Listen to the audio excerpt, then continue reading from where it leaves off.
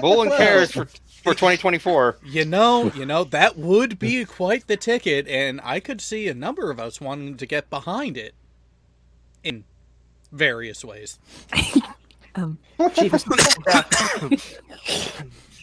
Oh, sorry, buddy. Sorry. But yes, Sorry. we are back. We are here, and holy shit. Aww. You have Noodle out. I do. I'm What leaving is Bailey Noodle? Is alone. he because- Look, even the snake wants to vote. Noodle sees Noodle and is wondering, what the fuck is going on? That's what Noodle's doing. He's going right for Cares. Well, Going right for I chairs. don't have Bailey out I didn't because like- she's getting ready Actually- to shed, so she needs to be left alone for the moment.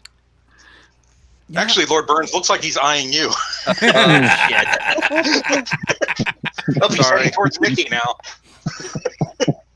You know, that's how we choose the president for 2024. Let Noodle do the picking. Yes. There you go. You There know, you go. we'd probably get a better choice than what we have. Yes, we would. Yes, we Can would. we at least put more people on the board? Right, all I but I want. mean, the difference here is Noodle has a better selection. Oh, right on Lord Burns now. True. He just gave you a kiss. Y'all need to go look at the video on YouTube. That's the all the presidents from like 1784 through 2016. That's really interesting to watch. Hey, Because it I gives got a you- real quick question. I got a real quick Get question back for here. you, Wiz. Get back here. Yes. Yes. So, Is Like is he your doesn't is your your, snack your, getting your, away your from you, first debate Furball? ever. Hold on. So you wish your first debate ever is going to be against Reds. First debate since high school, yes. Good luck. What are you Have debating you- Red on? Have you picked out a tombstone yet? Don't think I'm gonna need. Here. This is not what we want coming out of the show me state. God damn it. Furball just can't hold on to a slithering snake for some reason. Oh, he And can he hold just on to it fine. Karis would know. It was in the I mean, I was not muted, was I? No, you are. not that time. But Jay wasn't here actively recording.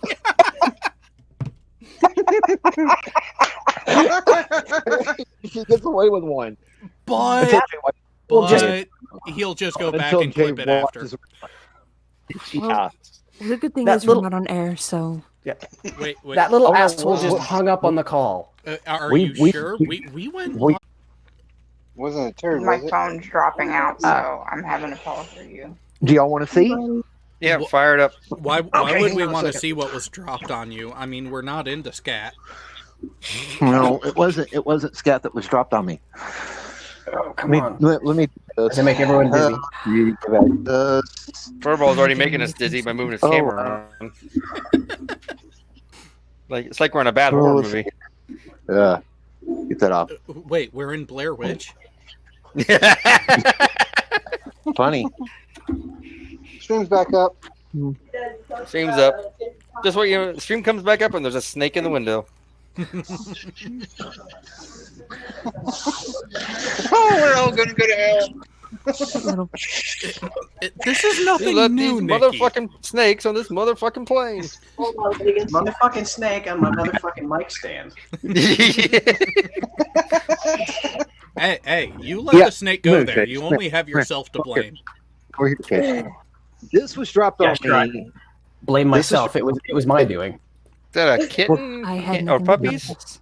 Those are. These are the puppers. These Oh, are the yeah. puppers. You had puppies. I forgot about that. I may or may not have Alright. had some influence in the snake. Mm-hmm. Mhm. Sure. You were there when we got him. Now here's a question for you. You wished. Okay. Was the first one literally dropped into your hand to wake you up? No, it was dropped literally straight up on my chest. The dog came in and laid down on me and started going into labor right then and there. Oh my And before goodness. I could get her off, she'd already dropped the first one. That's one way to wake you up in the morning. Yeah. I got a present for you. Some brand new puppies. Oh no, my girl. Yeah. Look what I made. One time, one of the litters, my girl Ash, had gotten out of her whelping den, walked over to me, licked my hand, and then next thing I know, I'm feeling something warm and wriggling on my fingers. That was fun. So we rescued a pit that was running along the side of the road. God, this has been probably 5-6 years ago. And rescued on the side of the road, had a rope around its neck, like for a leash, but no tag, no nothing else. Tied it up outside the house, hoping somebody'd come and drive by. Nothing. So then we just kind of kept it, waiting for somebody to want it. It was a good dog. About a month later, we noticed that either it was pregnant or it had just eaten a live chicken. And it was moving. Its stomach was fucking moving. So my wife took the dog to the vet, did an ultrasound, and they're like, "Yep." They found out it was chicken. Found out it was a chicken, live chicken. Found out, they're like, "Yep, it's going to be 5 puppies. You've probably got about 2 or 3 weeks until they're going to be born." It's like, "Oh, sweet." Brings the dog home. We start doing research, literally laying in bed that night, researching how to build a whelping box, how to take care of puppies, all that kind of stuff. At 6 a.m., we woke up to yipping in the living room. Nice. Because it had given birth to one of them at that point on the living room carpet. Nice. Yep. Yep. Gotta love when that happens. So, we have a new viewer out there. Durham Reality asked, literally just found this channel by chance. What is this? Random bullshit. Yeah. Who would like to explain what we are? We are a panel of veterans and current service members who love to get together on Friday nights, drink too fucking much, and bullshit. Friday anymore. Saturday nights. Okay, well, Saturdays now. I'm still used to the Friday thing, but we like to As you can bullshit our see, way it's through just, the weekend. Well, we like to bullshit our way through the weekend after we drank way too fucking much. Speak for For yourself. yourself, I'm not allowed to drink right now, so fuck you. You need to top off. And we I'm show thinking off our last snake, of and we're showing off our snakes. Yeah, Yeah. I think I have a better way of describing it. We are the greatest show on YouTube about nothing. We It's Okay, true. I can confirm this. Okay, who's Kramer? And So we make a Durham- point Wait, of trying to wait, get the show Burns. demonetized as quickly as possible. Burns, Yes, do you really need to ask who is Kramer? Jared is. Karis, Jared that's is why we actually. have you here. Jared is actually bemoaning the fact that we consistently keep this channel demonetized. Oh, Karis No, and I no. don't really do that. no, really you well. constantly send me yellow, which means I have to hit that request review, but thankfully most of the time it goes green afterwards. Don't know how, but it does. That's because we don't say enough fuck, goddamn, hell, and shit. So Durham is a veteran of the greatest branch of service, the U.S. Army. So he's in the right spot. Oldest doesn't Yeah, mean okay. greatest. I have a conflict of interest Considering this here. panel's mostly Navy. Hang on. Just You're a little bit Today. Navy heavy. Oh, Yes. shit. Just because the Army was established first doesn't mean it's the best. You don't always get things right the first time you're round, right. now do you? Jared, Jared, Oh, okay. I do still have a promise to keep. Which one is that? My story that I never told on air. That is true. I told that off air after Kanar with Damar. Yes. So, well, and Jay isn't here, so we don't have to worry about him missing out. So, yeah, before we get into the really fun topics for this week, go ahead and share your story.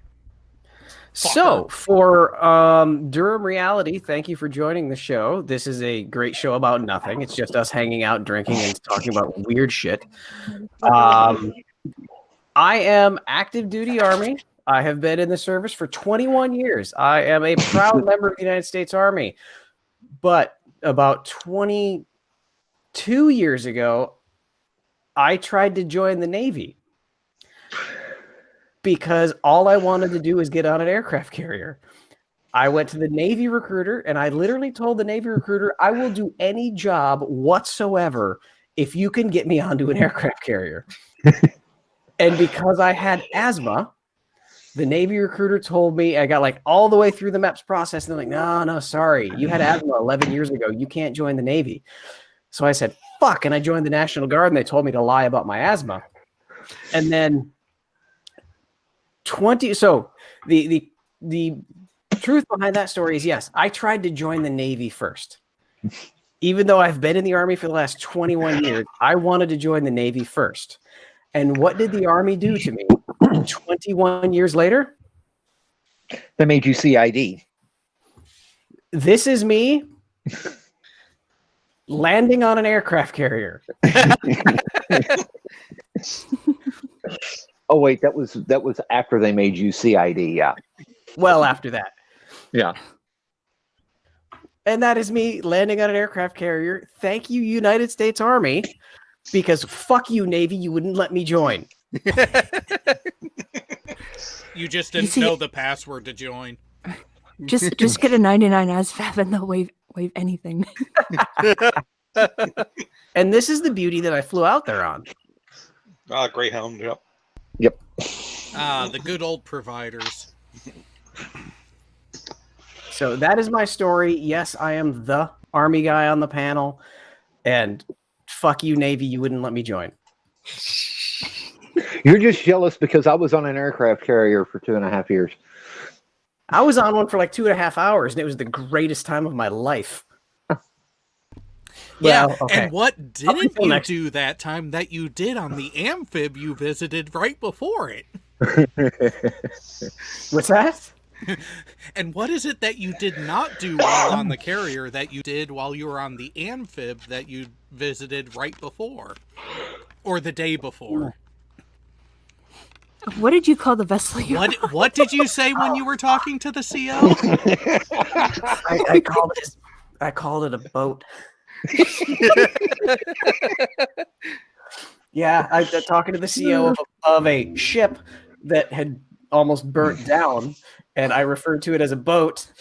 And the twice. sailors were what? I did not call them soldiers. That was somebody else. But yeah, I did to the CEO's face. It said something the boat. And he very politely, it's a ship. And then he continued on whatever he was saying. Good job, sir. Good job. Yeah. And then why do they have Cobbs? Cobbs? The boat. Exactly. That's a submarine. Exactly.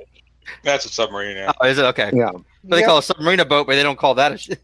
Yes, so there is actually a distinction between a boat and a ship. And it's all about what happens when they turn. A boat leans into the turn. A ship lists to the outside of the turn. Ah. Yep. Although I had a bass boat at one time that was leaned to the outside of a turn, and it was a boat. Well, there's the length requirements, and you always come up on the short end of that. Oh, everybody else that was driving Rangers would lean to the inside. I was driving a freaking G3, same horsepower motor, same length, and I would lean to the outside. Wow. And you totally missed that. All right, then. It's going to be a nice night, guys. Yeah. He misses a lot of stuff, but it's all good. We still love him. Hey, I'm sitting here looking up other stuff and trying to prep for tomorrow. With vodka? Wait a minute. You were talking all that shit on Twitter, and now you're preparing for it? Oh, no, because... A day before Reds? You're fucked. You're fucked. I'm going in there. There's overnight cram sessions, No, I'm making sure that I've got my shit in order. That's all I'm saying. Your vodka, your whiskey. Your will. Why do I have the Beatles? I'm fixing a hole running through my head right now. Just saying. It's based on the response that determines what drink you take. What shot glass you use. No, I'm not using a shot glass. Is the plan to pregame like 6 hours early and just start the debate with "fuck you"? No, because I'm not going to flirt this. I'm not going to What turn is- into a flirt. What is the Yes, debate yes, between yes, you and but Reds? nonetheless, You have a prescription for nonetheless, Xanax? Reds is going to have fun with your ass. So I don't know. What is the debate? I'm curious. yeah, Just show up a Okay. picture with Natalie. Oh no. so you wished. What is the topic that you broached? That, Yes, what that topic? urged Reds to go ahead and invite you to a discussion? Well, actually, I was the one that invited him. Well, he accepted. He was. it. He He accepted. accepted. Was it an invite or was it a As- challenge? As to whether or not Biden would ban guns. He I'm can't. going to shoot He you. literally can't. He can't. Actually, No one he person can. has that power. He could technically, but it would No, get shot he down. can't. It would get okay. Let me finish. Yeah, It would get shot down. It would get shot down by SCOTUS to begin with. Okay, but Biden's not the one writing the damn legislation. You know, Reds doesn't have to talk. So then Biden couldn't do it. Wait, if you're going to go into the debate, you shouldn't go into debate with the losing argument. Yeah. No. Or at least if you're going to realize that that's what's going to happen. You can't have the argument of Biden's going to ban guns and Biden's No, not because- writing the legislation. Because you don't. That's not how laws work. You don't know the direction that this is going to take, and it's going to take a very serious turn that nobody expects. All right, you wish, because I love you so much, get out of this rabbit hole because you are going to die in this rabbit hole. Well, I would. Yeah. So I think I know where Uish is coming from. This may be from a hyperbolic doomsday scenario. XXX are going to happen, and they're going to respond with Y, and Y. And if that is your viewpoint, I would like to reflect back upon the second Bush, the first Obama, and the second Obama, and right during those elections, the opposing side always had the arguments of, if we reelect Bush, he's going to reinstate the draft. Look at these $5 million that he has just given to the selective services. If we reelect him, we're going to reinstate the draft. We're going to have martial law. Guess what? We never had martial law, and the money went to the selective services like it does every year. and I remember that. Okay, but there's a difference. Okay, there's a difference, and there are certain things that will play out that under a Biden administration, if he gets the bill, he will sign it. Citation fucking needed. First, he's got to get through. He's got to get through the Senate if it's going to be a democratically controlled. Hey, that's a tornado pelt. Yep. Say, oh, hey, there's a tornado pelt in the chat. Yeah, there is. Yes, there is a tornado in the chat.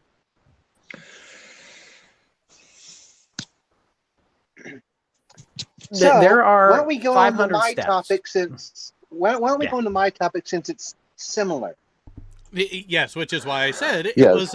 it was a related topic, and also I want you to have a somewhat fighting chance on this, you wished, because I'll admit I'm gonna be muted. I'm gonna let you two go, but rein in where appropriate. And Are you the moderator? I Jared's am hosting it. Oh, nice. You wished we love you. We love you. Oh, and by the And way, because you we wished, love you, we urge you this to argument. This argument started because of the challenge that you and Red are doing. Okay. So, tweet after the whole Red's rhetoric retweeting of your tweet. I'm assuming it's you anyway. Yes, What is rep it with underscore- America and guns? I can't understand why you need them 200 years ago. Or I understand why you need them 200 years ago, but now, in today's age of enlightenment, I'm afraid I just don't get it. Sorry. Which I replied, it's something with our history, and it's going to say that with gun... I probably fucked this. I'm reading my own writing, and it sucks. Mhm. Anyway, the gist of it was, I was trying to get it. It's like, okay, outside of that fact, it's not guns that technically kill people. It's people. Regardless of implementation, people kill people, not the tools. Mhm. Yep. The tools may be designed to kill people or other living things. That's besides the point. A gun, knife, poison like AT2 brought up, or a bludgeoning device, just sitting there on a counter is not going to kill someone. Well, unless you look at it wrong. We're not going down that route. It will kill someone until the person picks it up and has the intent to actually kill whatever they're wanting to kill. Unless it's Skynet. No. I said we're not going down that route. I know. Because, yeah, Twitter's been fun. Let's just say that. Yeah, and that was what really got me with that person, is they were like, oh, if there were no guns available, then no one would have any. Bullshit. Did you ever see that TV series? What was it called? Revolution? Oh, no. Sorry. Let me open this up because I need to read my direct response to that one. Because this just shows let's get the other one right after that, and then because that one will be yours right after that one. Be right back getting a Tylenol. You're gonna need it. You're probably gonna need an ice bag. Very stiff drink. But anyway, all right. So after I said my thing, like I said, I reworded it, but it was basically the same gist. My point is, guns aren't available. If guns aren't available, nobody would get shot. Yes? Shirley, can you understand the link between guns and people getting shot? Yes? AT2? Got it right here. And yet, without legal firearms, people still get shot, people get stabbed, people get poisoned, bludgeoned. It's almost like it's a people problem and less about the tool used. Mm-hmm. This person tweeted after that, are you seriously saying that stabbing and poisoning are on par with people getting shot? Yes, we are. Look at countries that have good gun control, where guns are privileged, not a right. She might need to look back into that, because I think there's a couple other countries that it's a right to have a gun. You just got to go through more strenuous checks and balances on it. Let's look at Switzerland. Everyone. Everybody's got a gun. Iceland too. Every able-bodied adult in Switzerland has mandatory firearm training because everyone has the mandatory military service requirement for the able-bodied. And they keep their service firearms with them and have to do a mandatory minimum of 1 day training every single year. How many shootings happen in Switzerland? Huh. Not many, but they have better mental health. No, they have better mental health services available. Yeah, they are looking at it as the person being the issue, not the tool. Exactly. Oh, and by the way, that one where they asked if those things are on par with shooting, I'm in the act of typing a response right now that says,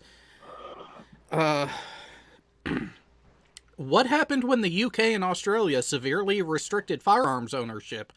Oh yeah, stabbings and other methods of violent crime increased. And Australia did have a mass shooting several years ago, after they enacted all that.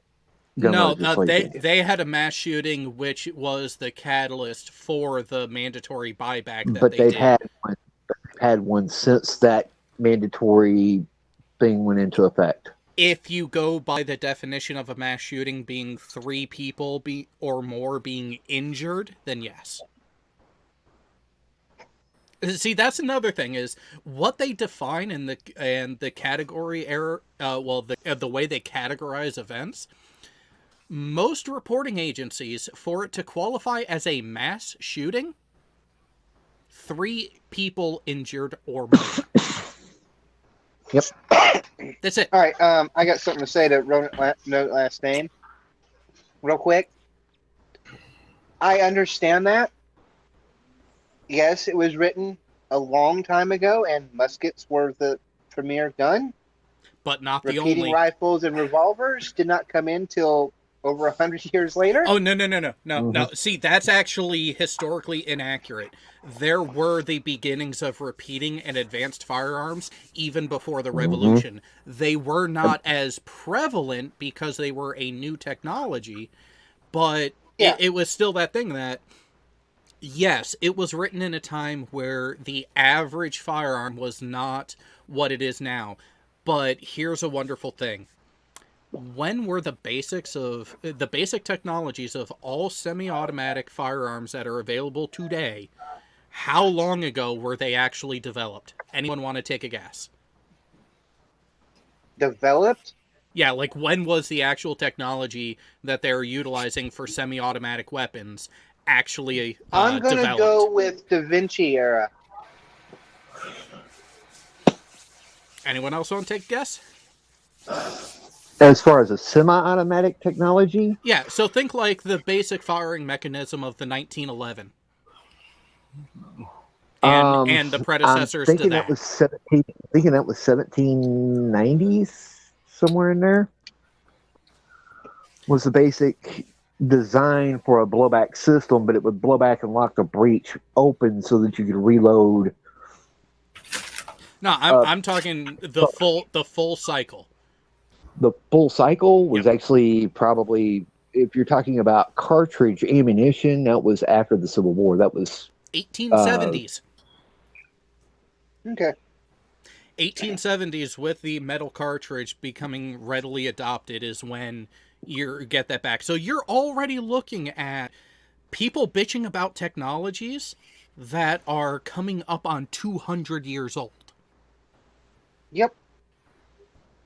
Well, I think a lot of the arguments for or against firearms start with a huge misunderstanding of what it really is. Like a semi-automatic, people act like that's a huge deal. It's not really. It's only not as fast really. as you can pull the trigger. Right. I mean, Yeah, a revolver, arguably, if you fire a revolver correctly, you can fire just as fast. That's Yeah, it can do it. So it's not really like a 9mm Beretta, like what they carried in the Army as medics. Those things weren't all that great of firearms. They were still semi-automatics, but they weren't that great. It was just, it wasn't anything fancy at all. Robin, really? I'm still trying to get my nuke license. It's a long process. It is a long process for that, yes. There's a big waiting list, I hear. Okay, so I just added on. So here's my full response that I'm about to click post on in Twitter. What happened when the UK and Australia severely restricted firearms ownerships? Oh yeah, stabbings and other methods of violent crime increased. Huh, it's almost like a violent person will find the means to harm when they want. Also, criminals have a nasty habit of ignoring laws. I will agree with you, Jared. So the difference is, though, that somebody with a semi-automatic can wreak much more havoc and at a greater distance than someone with a knife. This is true. But hang on. But it's still also the fact that the last line there, criminals have a nasty habit of breaking the law. They do. Now let's go into the gun violence statistics. What type of firearm is actually the most prevalent tool used in shootings of all scales? Pistols. Handgun. Yeah. And how many of them are actually being used by the legal registered owner? maybe 3%, if that. Less. Right above 1%.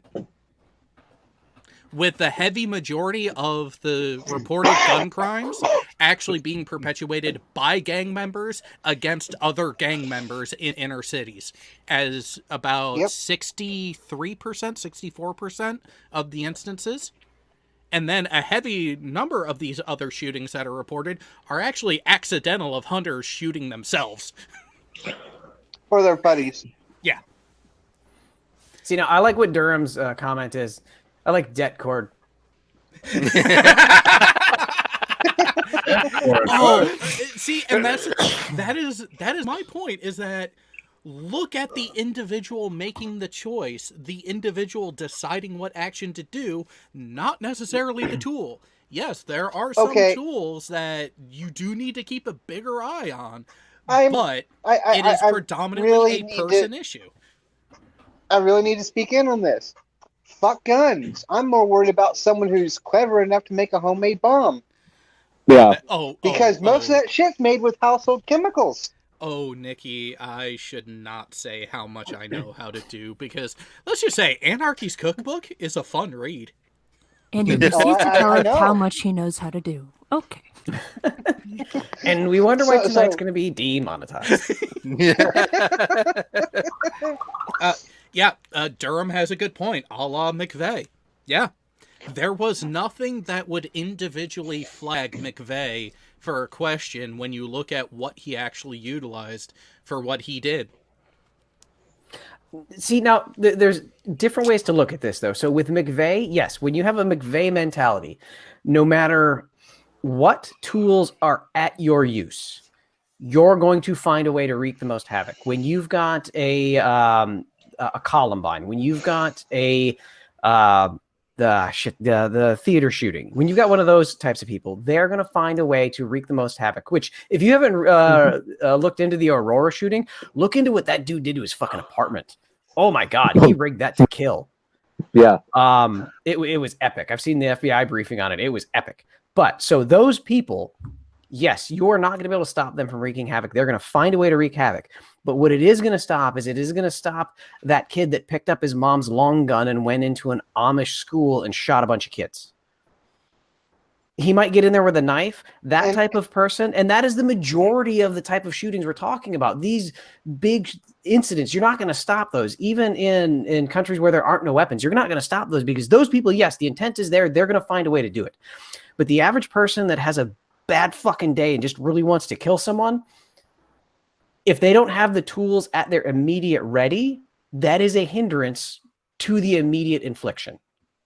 And see, that's crossing some kind of the point when you brought up the whole Amish thing, or going and shooting an Amish school. Well, she's like, well, something, and she's like, I was like, you do realize the United States, there are people that hunt to put food on the table, and there are people who hunt to make money off of it.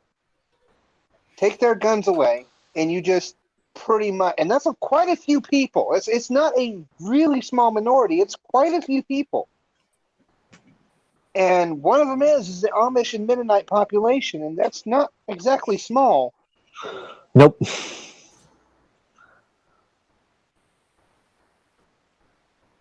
I mean, they're not poor by any means, but I got they my. sure as I'm ready for a they fight. sure as hell.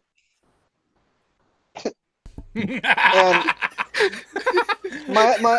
also my other point. Oh my God.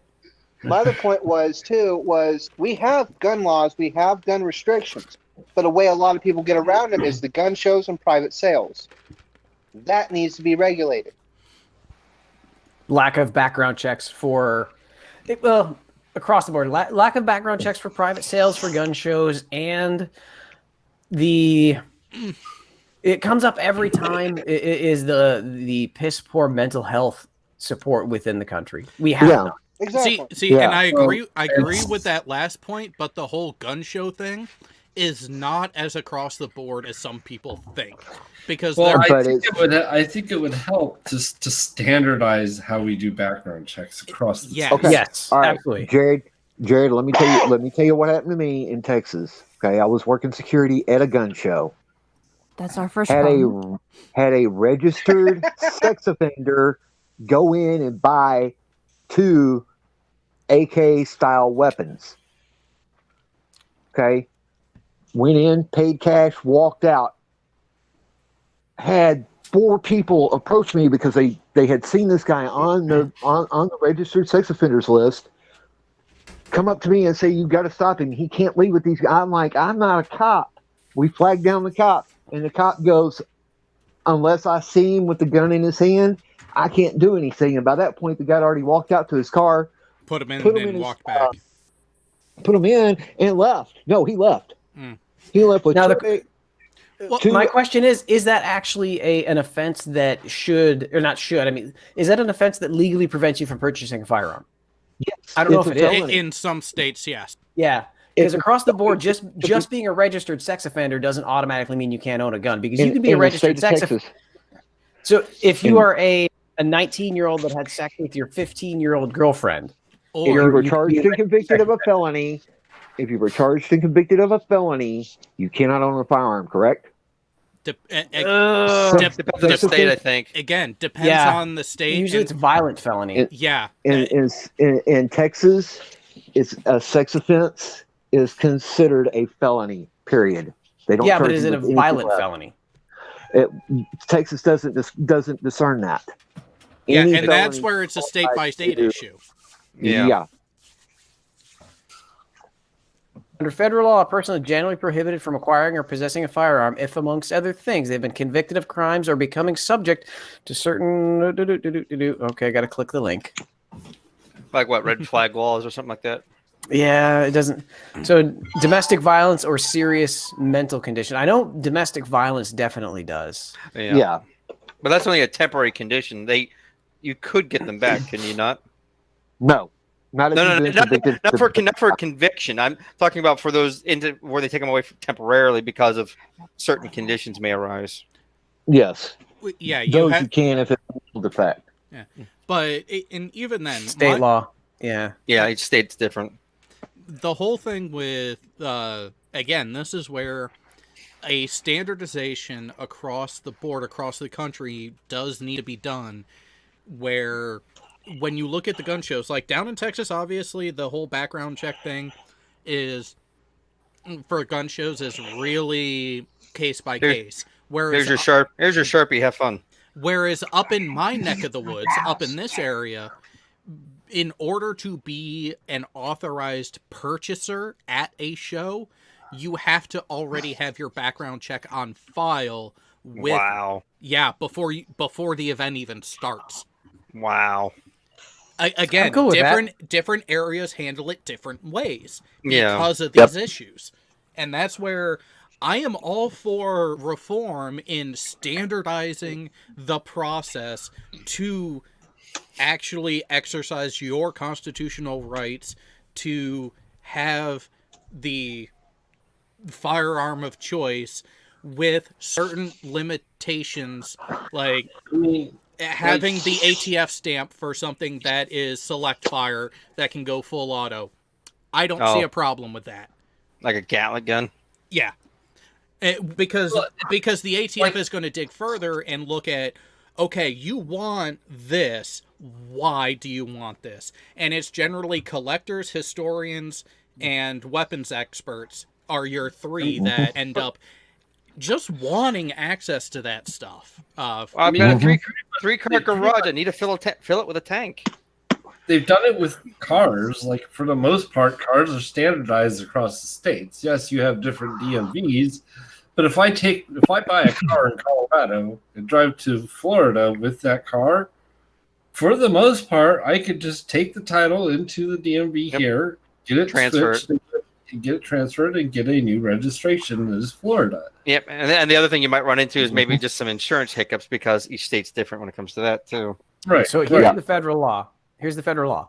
Under it's way up at the top. 18 USC something. 922. It shall be unlawful for any person to sell or otherwise dispose of a firearm or ammunition to any person knowing or having reasonable cause to believe that such person, 1, is under indictment for or has been convicted of any court if a crime punishable by imprisonment for 1 year or more. Oh, I guess Kyle can't have it then. All right. Is a fugitive from justice, is an unlawful user of a controlled substance, has been adjudicated as a mental defective or has been committed to a mental institution. makes sense. Is an illegal alien who has been discharged by the armed forces under other dishonorable conditions. Ooh. Renounced citizenship, subject to a court order, restraining order. Been convicted. So any felony, period, which that really surprises me. Any felony has been convicted in any court of a misdemeanor crime of domestic violence. Oh, Yeah, that, well, and that's ties into what some people were really pointing at McVeigh on. But yeah, Durham in the chat was even saying that on the federal level background check for any gun sales, any felony will prevent you from owning, and he knows from personal experience. Ooh. Yep. Well, here's a question for you. Here's a question for you. Okay. Now, given everything that Furball said, okay, because any felony puts you in jail for a year. Okay. Mm-hmm. And not in jail for a year. Not in jail for a year. Punishable by a year. Punishable by. Yeah. Yeah. Okay. All right. But any felony in any state is punishable by a year in jail. Okay. Now, given that, how can a felon own an 1860 Army Colt revolver? This is the hiccup of the law. Yeah, black powder falls under a different category. Yep. It's not considered a firearm. It's considered a historical artifact. Yeah, there's a year to it, isn't there? Yeah, it's any gun produced after 1899. Does that also not require an FFL to sell? What, black powder? Yeah, no, I mean the year. I mean, I know there's some other rules to the year. FFL, any gun manufactured after 1899 that is not a replica has to have a FFL. If it's sold by a gun dealer.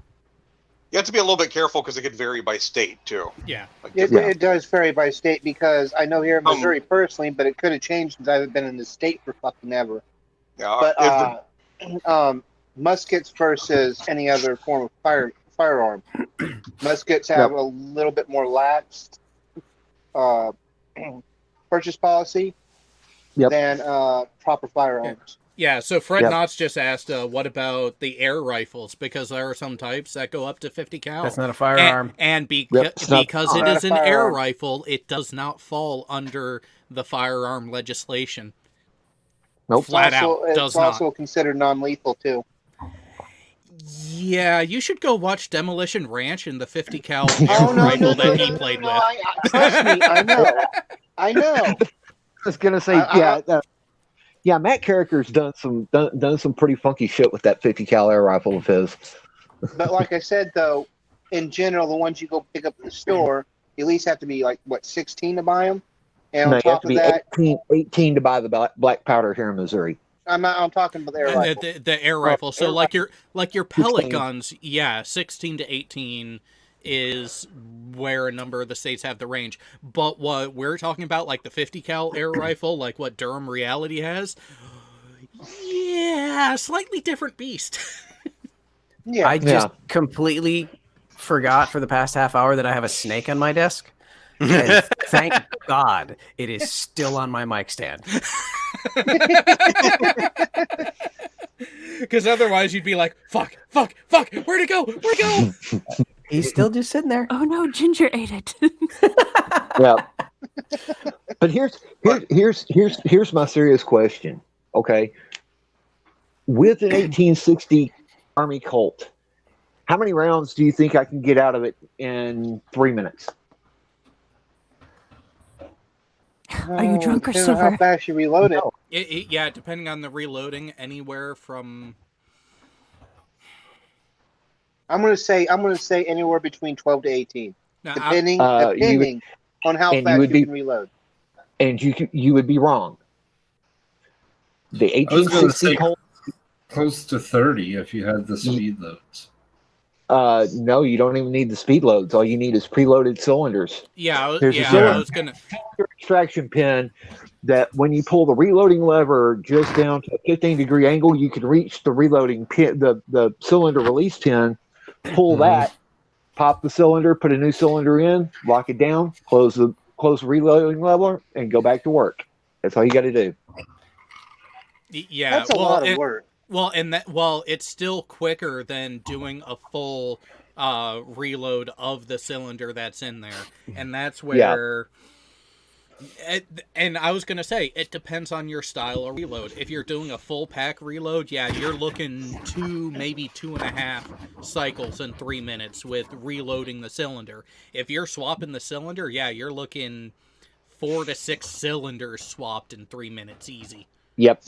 Yeah. Yeah, that's why I said anywhere between 12 shots to 18 in that area. Anyway, like I said, it depends on the reload. But if he's going with the barrel, the cylinder change, yeah, it's going to be different. It's going to be. Oh yeah. If the guy is a fucking master at it, it's going to be fucking quick. Yeah. Because I watched one guy in a competition shoot literally do that. He swapped his cylinders consistently, and within a minute he was going through 6 cylinders. All right, so here is a question that will actually be rather telling about the people who know the answer, and I say that because I already know the answer. How fast did Oswald get shots off with a bolt action? Oh, that was under 10 seconds. He got 3 rounds off in under 10 seconds. Quicker. Was it 3? I thought it was 4. No, it was 3. No, it was 3. 3 aimed shots in like 4 point something in just under 3 seconds. Yeah. Nope. God damn, with a full action. Yep. If you're doing it right, there is a bit of style and training to it. What it is you don't actually fully close if you're a right-handed shot, you don't fully close the right hand. You just lay it there enough to pull the trigger, and then you're right there to cycle the action to reload. Now, keep in mind, the weapon you was using was actually box-fed, not single-feed. So when you cycled the bolt, it actually extracted and then reloaded for you, which is why he was fucking quick. Kind of like a 303. Yeah. Yeah, but the thing was that action on that particular rifle is a Mosin knockoff, which means the bolt has to go from I'm trying to think of how many degree angles, but it has to go fully cycle. Well, but when the bolt throw to go from the bolt lock position to the point to where you can pull the bolt back to extract the shell, it had to go from a downward angle of, I think, about 20 degrees up to a full 90 degrees to pull it back. And he had to slam it forward to get the next shell in, and then slap it down to get the bolt into the locked and firing position again. So it took a bit. I mean, it took some effort. But yeah, most of his time in everything was the actual cycling of the action. I mean, yeah, because the last time I fired a bolt action that wasn't an M16, we're talking like when I was growing up, and it was a 303, and it took quite a minute to go through the entire 6-round clip. But now with a bolt action, you got to remember, though, that first bolt action's already done. So technically, you're only actioning twice. Yeah. Yep. But even so, I mean, for me in particular, I'm a little bit more of a patient shot. So, yeah, for someone who can rapid fire like that just... I can rapid before. Sorry, we're talking about something else. Yeah, and that's how kids are made. See, there's always the delay with the second one, which is an enjoyable delay. Yep. Say anything here? Do I really need to say No, anything? no, don't. don't. This is how we Lynn, poor- demonetize. Okay, so Now here's another thing. So I actually tried to find the actual official timing of the shots. I wasn't going to say that. Anyways, of the 3 shots that Oswald fired, the first one did miss. Yes, it hit the concrete, or it hit the pavement next to the car. Bitches.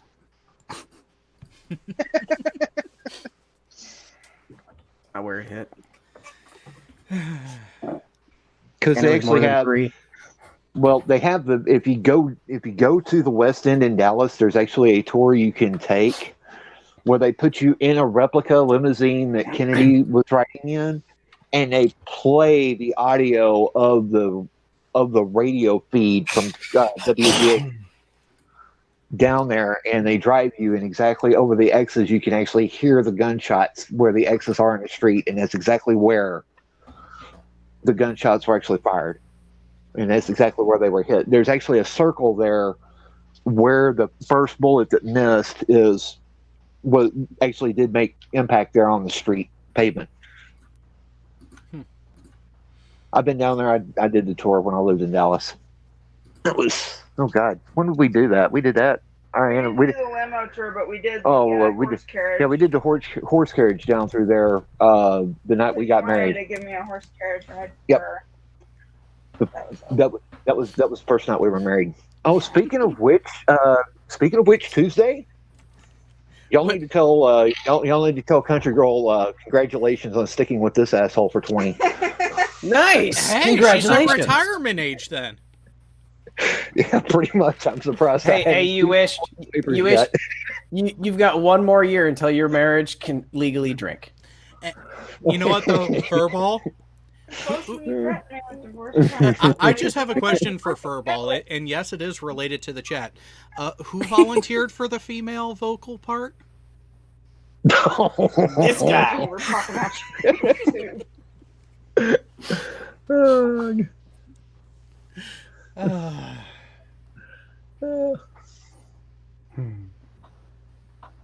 All 3 and 8.5. Yeah. See.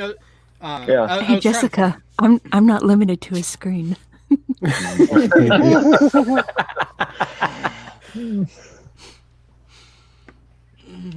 Not touching that one. No, me neither. Oh wow.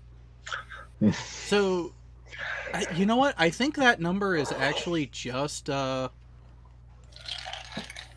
number of videos that I have visibly available, but there's over 200 on the channel now. Well, since we're talking about Texas in the 1960s. No, we're not talking about your drug habit. No, I'm not. I wasn't even born in the 1960s, Jerry. Jesus H. Christ, I'm not that fucking old. Oh my goodness. Hey, you open a door like that, someone's gonna walk through it. Well, I know. And it's usually Jared. All right, now who can name the first mass shooting in Texas? Wasn't that Kent State? In the modern Texas, not Ohio. It was at a university. Yes, UT Austin. That was the university. The Austin clock tower shooting. The tower shooting. Yeah. The guy, also an ex-Marine, just like Oswald, went nuts, climbed the clock tower with the 30-06 rifle. Another bolt action, and was fairly accurate with that.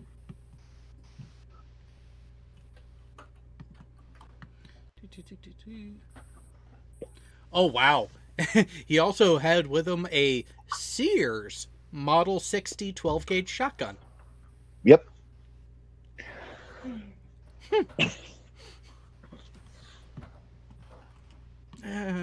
Is Sears Roebuck even a company anymore?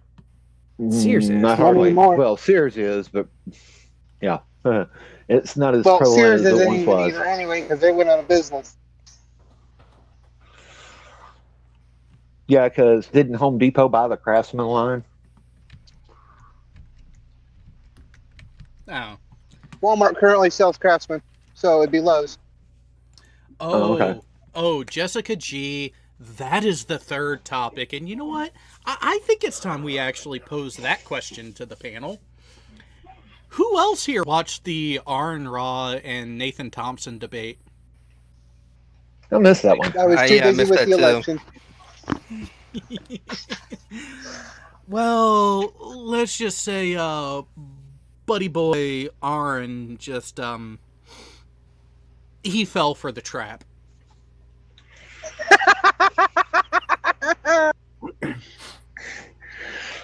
He fell for the trap, and Yeah, I'm taking it okay. that it was Is the Nathan meme. one?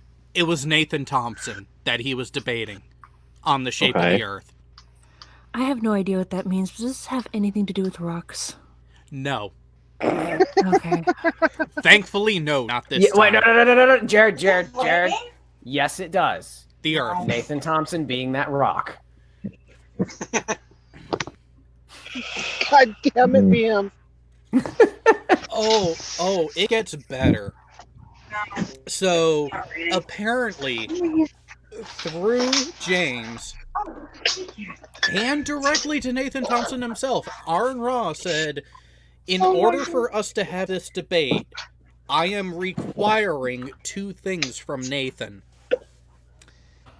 A model or explanation of what you think reality is and how it works, and a reliable enough map that you will stand by. Nathan provided a map, but then during the debate on air said, no, we don't have a map. Which rightfully so, Aaron then said, then what the fuck did you send me? You basically conceded the debate at that point. Well, and that's the thing. Aaron Raw rightfully got pissed because Nathan lied to him to get himself on the platform and to get on air. However, Aaron knew going into it that Nathan is a liar and still went through with it even though both conditions were not met. And in doing so, Aaron even mentioned and even acknowledged that he knows what Nathan's tactic is to enrage and inflame his opposition. And yet Aaron got pissed and enraged and was swearing and ended up storming off.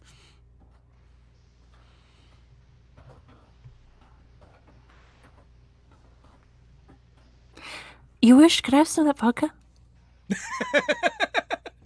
I'm about out I of am Crown. I'm not drinking right now. That's the sad thing. Me neither. I do have a case of beer out in the fridge that I haven't touched in 3 months. Thank you very much. It might not be the best So you to replace drink it with right now, then. Crown. 0 calorie, woman.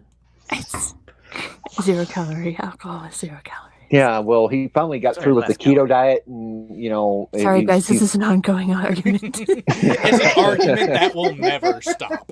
Let's be honest. Never stop. Furball, I do have to ask you: is that Michelob Ultra sitting out in your fridge, or is that a more competent beer? You know what? This is out. Let me go grab one and crack it open.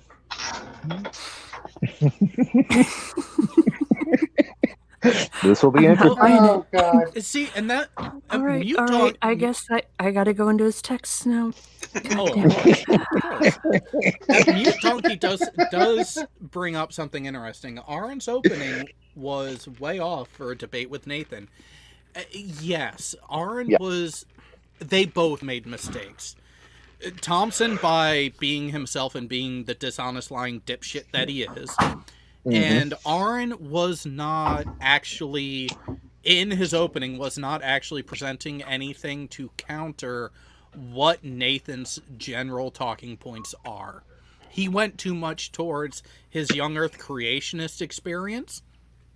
And while Nathan is religious, and well, he proclaims to be religious, he doesn't require his argumentation to be, excuse me, because God did it. No, because 9 times out of 10, he just makes shit up on the fly. So Aaron's mistake, Aaron's real mistake though is just debating flat earthers to begin with. So. Yeah. Anytime you're having a debate with a flat earther, it's not going to actually be like a technical debate. Go back to Ken Hovind. Well, I mean, at least with like creationists, generally there's still a technical debate going on. There just isn't with flat earthers. well, So Furball, to answer, you're not permitted to respond. no, that's just on echo chambers. So I can make the note, please. You're not permitted to respond. Oh Jesus! Oh no, I just checked my YouTube alerts, and I've got one from the infographics show. Why oh is shit! Now I inbreeding? gotta scroll down. Why is inbreeding bad? Explained. No shit. Look at Missouri. I keep forgetting I don't make the rules around here. I mentioned a positive thing about this election that just happened too, though. In addition to the presidency, though, but the constitutional provision I was talking about last week also passed. The Independent Redistricting Commission. Good. Yeah. And so we just did away with ours here in Missouri. So yeah.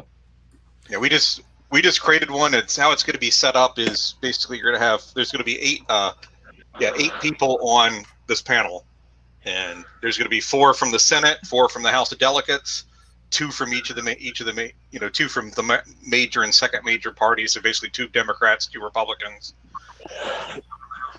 2 Democrats, 2 Republicans from each house. So 4 from each house, all equal, and they're the ones who are going to draw the map. Yeah. You gotta give them crayons. Wow. Completely equal. Doesn't matter which party's in charge or. This is interesting. I'm actually surprised more people didn't respond to it. So there was only one additional ballot question on mine for the state of Rhode Island. And the question was, do you approve or reject removing the following terminology from the official state name, Providence Plantations, thereby renaming the state from Rhode Island and Providence Plantations to the state of Rhode Island? Anyone want to take a guess on what the percentage spread between the winning and losing side was? Probably 70% or close to it. Difference? No. No. Not even close. Okay, well 40%. I was saying 70 for the high side of it. Nope. Whichever side won was 70%. Nope. 2%? Closer. So far, if we were going by the Price is Right, you'd be in the lead, Burns. Yeah. $1. $1. There was a whopping 6% difference. Wow. Wow. 53 to 47%. And they still call it Providence Plantations? No, it was approved. The state isn't being renamed because outside of the state, literally fucking no one knew that was the official name. I did. You don't count. But, so here's what's interesting. The reported vote counts. Only in the 200,000s on each side. No. So not even 500,000 people, which there were more ballots than that submitted in this state, actually responded to the question. But here's the bad part, and I think this goes to show that you kind of need to take an intelligence test before being allowed to vote, because the question was on the back side of the ballot. And it was literally the only thing on the back side of the ballot. Well, we had 2 constitutional amendments this turn around, and we had to fill out the back side of the ballot. For some weird reason, you couldn't just vote for one party on my ballot. We had to actually vote down ballot. We had to go down the ballot to vote. I We couldn't I just- don't agree with that voting by party lines. I thing electronically voted, so I don't know. The only thing I was worried about was the presidential one. So Yeah. In Missouri, though, that's the only state that allows you to cast your vote with crayon, though. No. Have you met someone from West Virginia? We did What away with happens that. when Blake, for the record, we did it with Sharpies this year. okay. For the record, I live in I a wish city I was which is kidding. a what developed happened if there's a fucking Marine there city. casting his vote? Actually, I did get Karis, I actually did get a pen this year. An actual writing instrument to actually keep and take home with me. Oh, that's because you were in the fancy part of the state. It wasn't even a Yes, Sharpie. but It was you a wish. We ballpoint didn't pen, take yes. it with us. We couldn't take Here's it the real with us, though. question. Okay. Here's the real question. You wish, was there banjos playing outside? No, there was, however, an accordion somewhere playing when we stepped out for some weird reason. I swear to God, it was. I walked into the fire station to go cast my ballot, and when I walked out, it was like I stepped off into Arcadia somewhere. Okay, so Mute Donkey and Icarus have an interesting topic going on that I think a number of people aren't aware of. So it had to do with Nathan Thompson and the citation that he had to respond to in the state of South Carolina because somebody got too close to school property when they weren't supposed to. Oh, yes. Yes. And so the results were pleaded no contest, paid the fine, and walked the fuck away.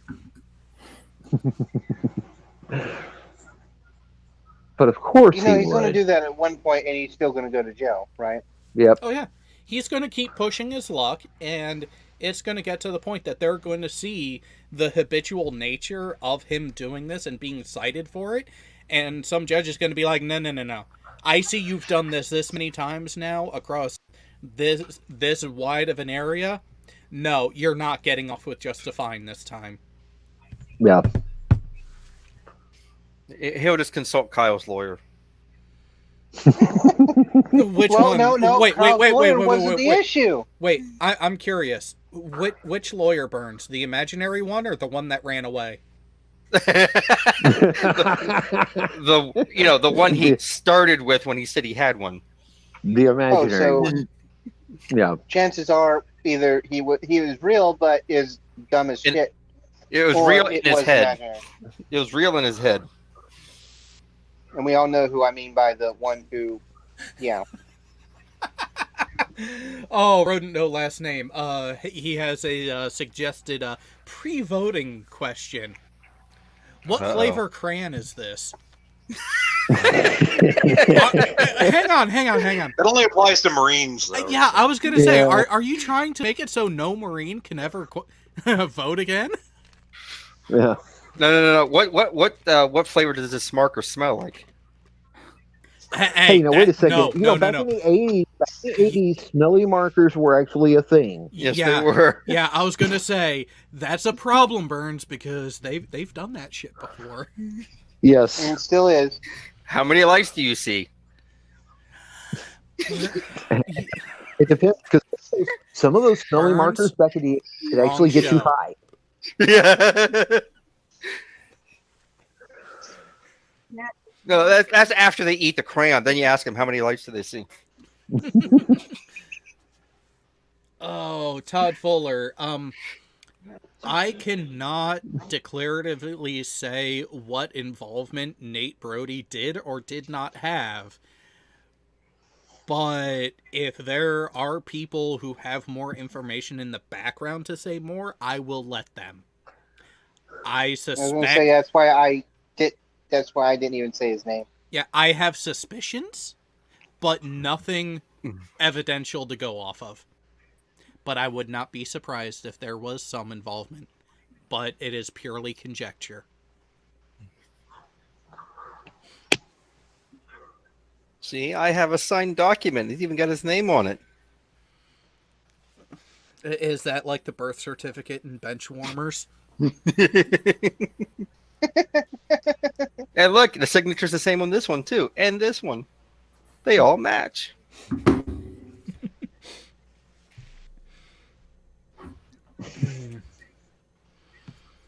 No, I just find it hilarious.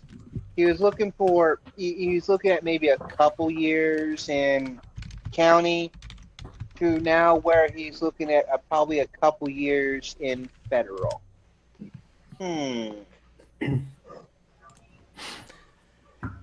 You wished to answer your question from earlier, Yeah. since I got massively distracted by stuff and things. And your snake. Oh shit! Yeah, thank you.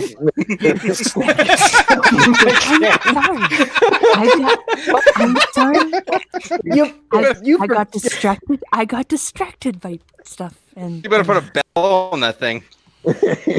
text me. No. If you're gonna do a I bell, was texting you other things. if you're gonna do a bell on the snake, you need to do mistletoe on the belt buckle. Yeah. So the consumable for the evening, the beer that's been in my fridge, Jared. the beer that's been in my fridge for almost 4 months now. Thank you, someone. Is Devil's Backbone Vienna Lager. Nice. Oh, I've tried that before. It's actually pretty good. But what is Yeah. the born on date? There is no born on date on that. The Yeah, bottle as I date. tip it over and shake it up. Jesus. Oh yes, it's working. All It right. would have been better if the lid was off. Don't. I don't. No. Don't And then, what? then it spews all over his No. snake. Oh Yes, dear. Yes, I can be that much of an asshole. Jared, this is your fault. I blame you.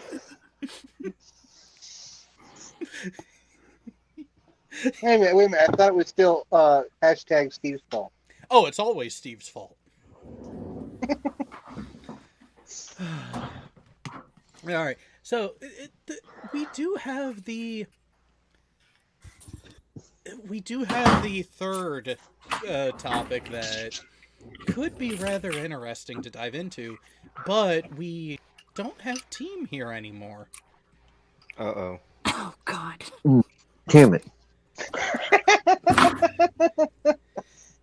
Well, to be fair, he kind of shut the shit out of his voice the other night. So, And he's planning on doing it again tomorrow. Mm-hmm.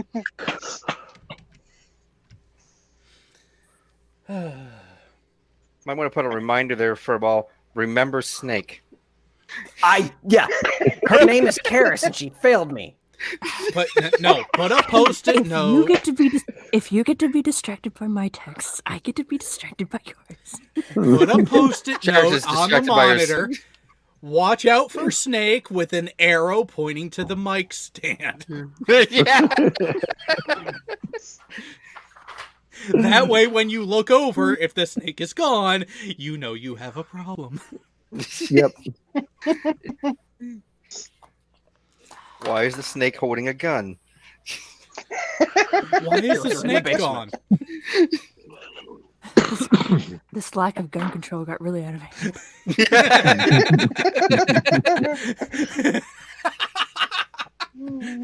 Now put it on the monitor so you can see it.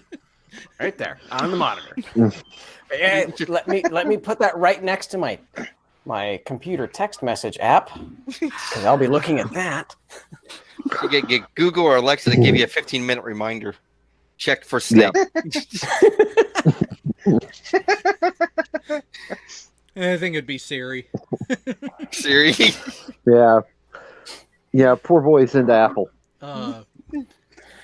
So, a rather interesting topic was brought up on Twitter by the user who has a YouTube channel known as Weebo Jones. And the question is, what does your choice of character in Mario Kart say about you as a person? I'm going to plead the fifth on this because the last Mario Kart I played was on Super NES. So, I just refuse to play Mario Kart. No, you PC have to. Master Race, motherfucker. You have to, and you have to make a choice. You know. Then I choose Luigi. Oh, you want Luigi? All right. Luigi, you're for sure the youngest sibling who has had a lot of their life in constant state of anxiety waiting for their turn. If you truly want to succeed in life, you need to grab every opportunity with both hands and just go for it. All of that waiting, however, has made you super considerate and a good friend. I'll take that. Jared. Toadette.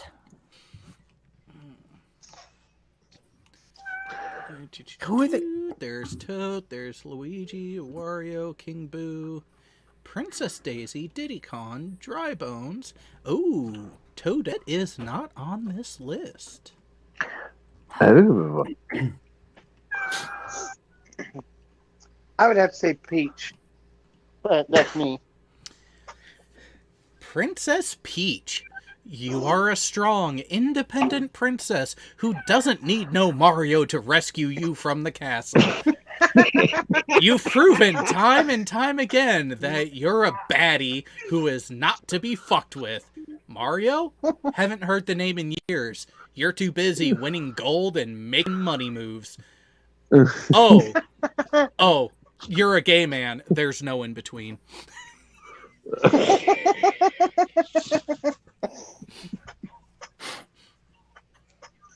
Oh, God. All right, and from the chat, Durham has picked Yoshi. You're the life of the party. Hanging out with you is almost a guaranteed good time. You enjoy a drink, maybe a little too much, but we're not concerned. Yet. And you are super generous. So, what is Bowser? Bowser is right here. You're a big boy who's into S&M. You have daddy issues and an infatuation with blondes, but deep down, you're just looking for the one. You are the rich friend with a really big house, and you should stop being so selfish and throw those house parties more often.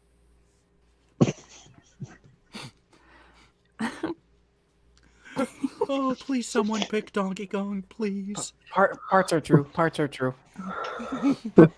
Rosalina. How about Rosalina? Do they have Toadstool? Toad is one on the list. Toadstool.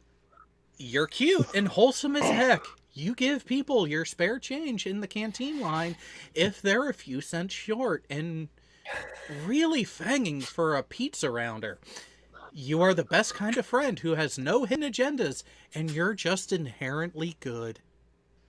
Okay, quick. Nobody read the side chat. Jared, read Bowser again. You're a big boy who's into S&M. You have daddy issues and an infatuation with blondes, but deep down are just looking for the one. Icarus responds, okay, nice about Trump, but now read Bowser.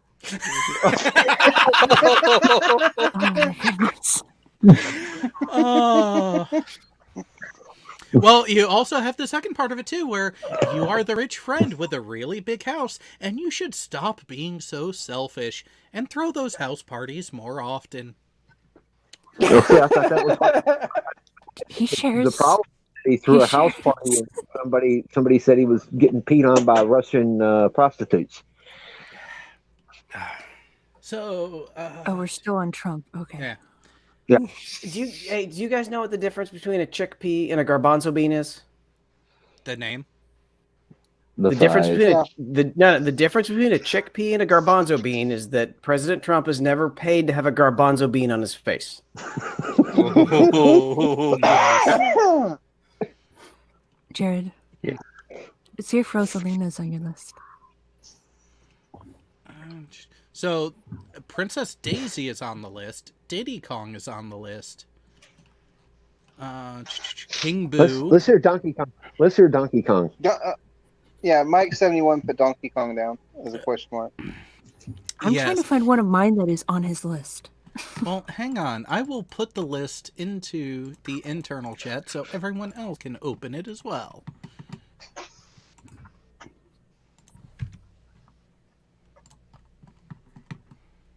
There you go. Donkey Kong, huh? Well, well, well. You are the thickest thought in all the land, with an ass that just won't quit. You play by your own rules and nobody else's.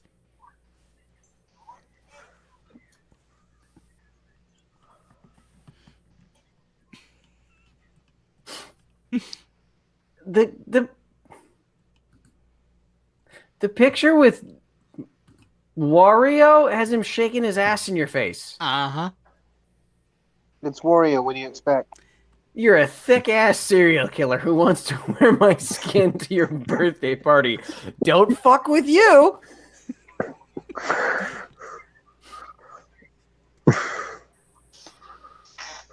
You know, there are parts of King Boo that are fitting.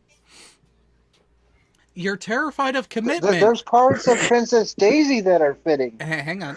You're But I just wish I had all those. You're terrified of commitment. Get it? Looks tough, but actually a sweetheart. You are really good at paying your bills on time and always have your laundry up to date. Just ignore this basket over here.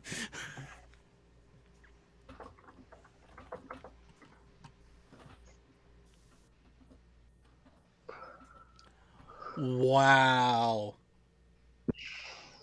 The one for Princess Daisy is holding nothing back. Right? That's why I said there's parts of it that are interesting. I don't have 13 of them. I don't either. I don't even have one right now.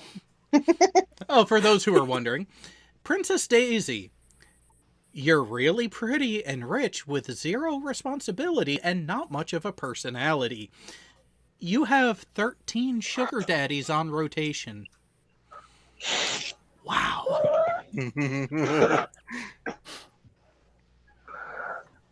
Oh, and I'm not an influencer either, so.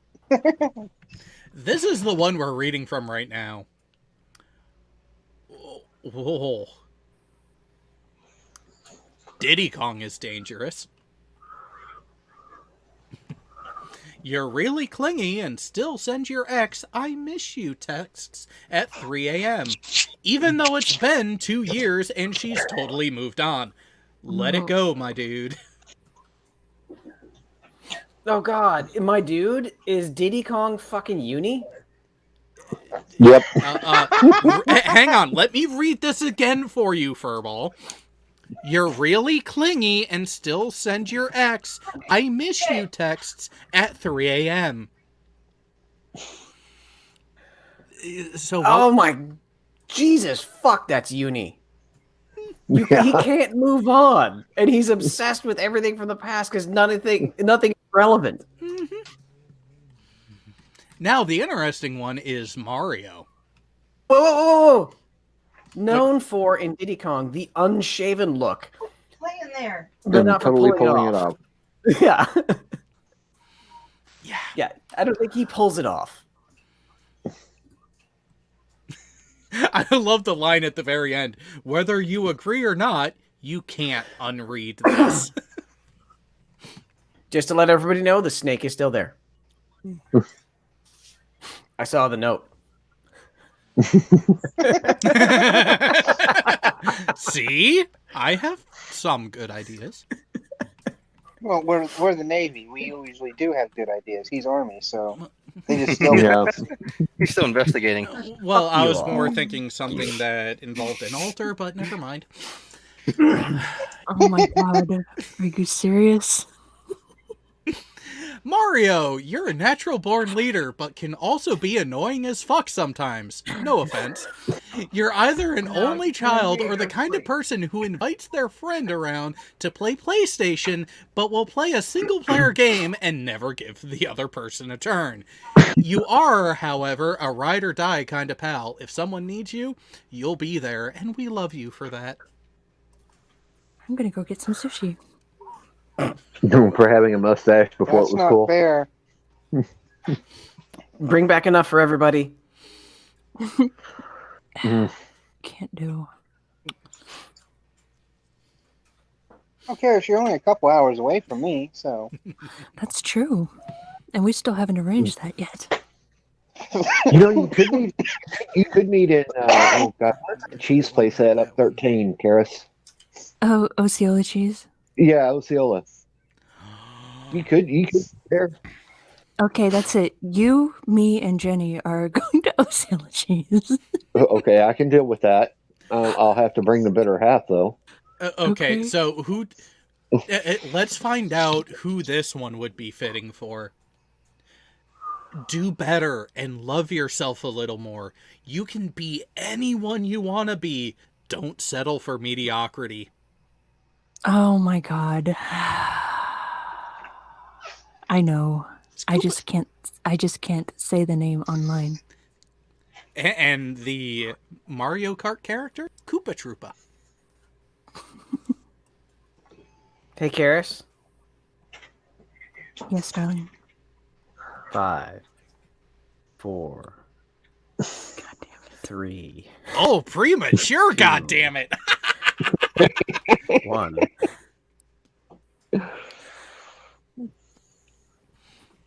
All right, let's go to one of the other lists that came up in the search. Jesus fucking.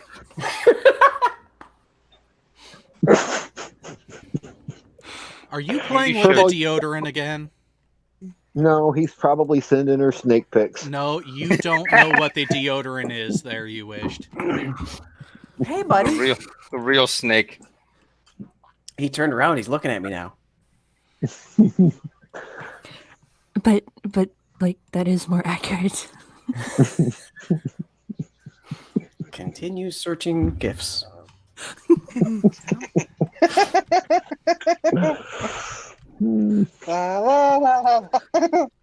Come on, why does this page not want to fucking load?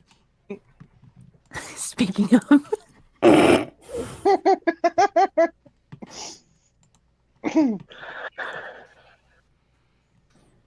And sushi.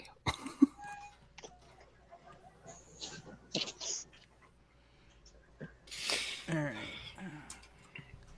Oh, come on, you slow ass motherfucker. No, I know that face. I'm not looking at my texts. Too late.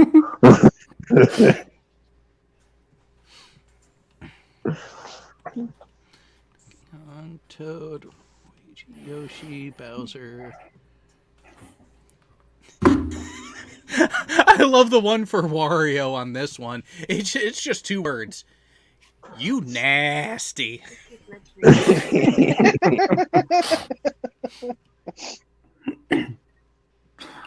Really? What?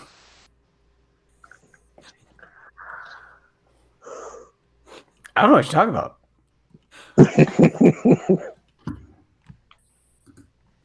I didn't show up on that list.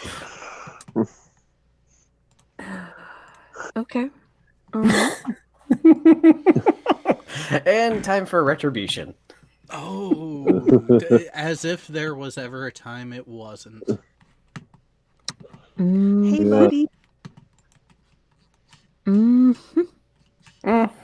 I've heard that before. But I'm innocent. Oh God, I've seen that gif 100 times before. Shut up, Jared.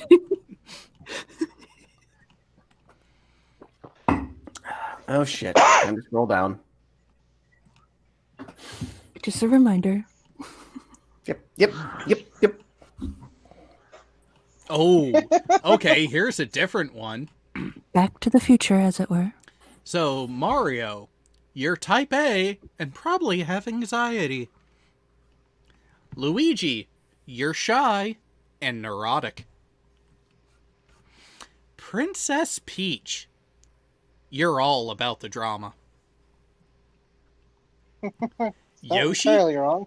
Yoshi, you're goofable, you're goofy and likable, but Goofable? might Really? but You're might get goofable? you. Hey, 1, 2, 3, 4. I'm on number 6. What's your excuse? I'm in the army. Yeah, you don't know how to do shit. and speaking of your choice there, Mr. Bowser, you're a narcissist. According to this one. Donkey Kong Jr., you've got emotional baggage. Koopa Troopa, you can't think for yourself. Toadstool, you're wise, but flaky.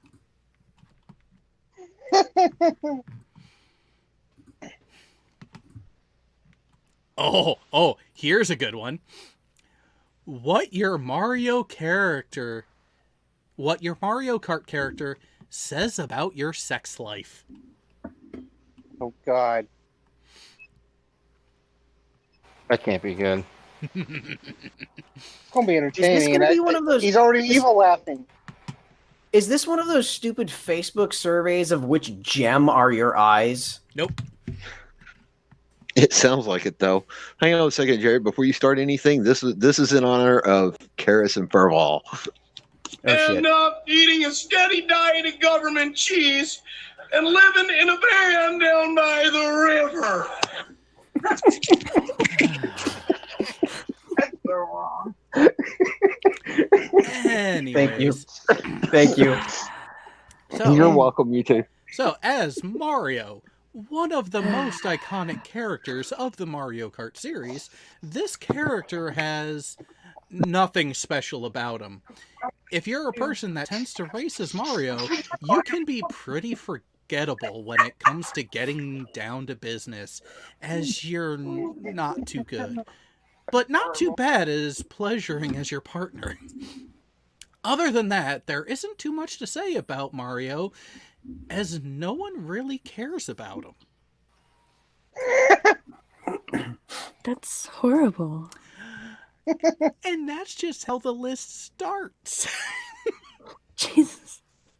Luigi, as someone /roast me. As someone who is very underrated, people who play as Luigi are very weak-willed.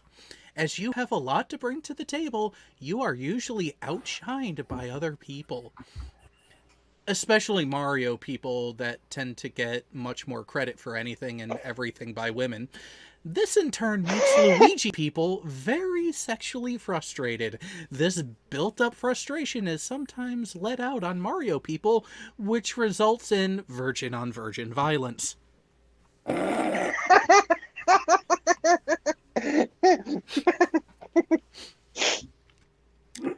And now we are at Princess Peach.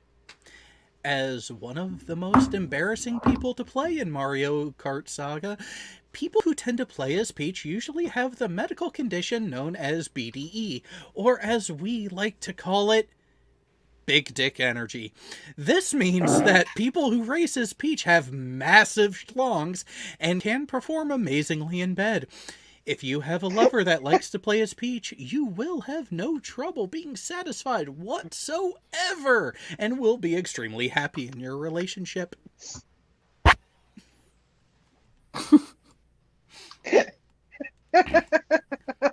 Can confirm. Toad.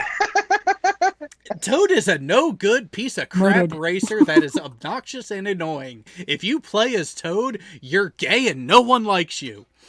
When asked on his take of racing Toad, Sage Smotherman had nothing good to say about him. Whether this is because Mr. Smotherman plays as Toad and is unhappy with himself, or just has a natural malice for the character, it is a true fact that people who play Toad are sexually unsatisfying, to say the least, as Toad has the smallest usage of all of the Mario characters and will usually be heard screaming and yelling, "Oh yeah!" constantly while in between the sheets.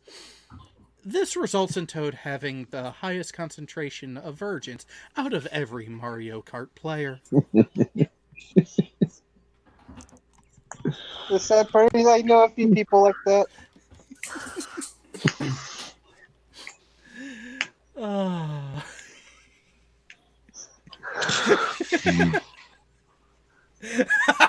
Todd Fuller, this sounds like a porn parody. Welcome to VTW. Oh, Yoshi, one of the most sexually confusing characters in the Mario universe. Yoshi... Confusing or confused? Both. Yoshi is considered a male by most, but what people don't know is that Yoshi is, as a matter of fact, a female, as she lays eggs from her parts and is in a relationship with Birdo, a character that is identified as male but acts as if he were a female. As said in the official Super Mario's 2 manual, it states that he thinks he's a girl and shoots eggs from his mouth. As politically incorrect as this may sound, it doesn't hide the fact that Birdo, Yoshi's lover, is indeed a male. Now, while this could mean Yoshi is gay, Yoshi lays eggs from his butt, which implies that it is a female. Basically, people that play as Yoshi tend to be sexually confused and may even be gay. What about Mocklins, though?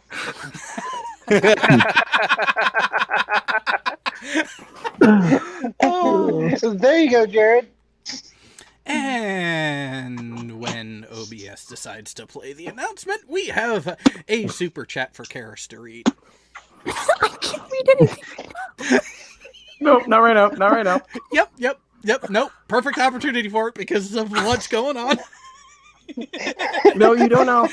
Oh, I have an idea. Oh, I just sent something. I sent something to the wrong text messages. It ended up in group chat.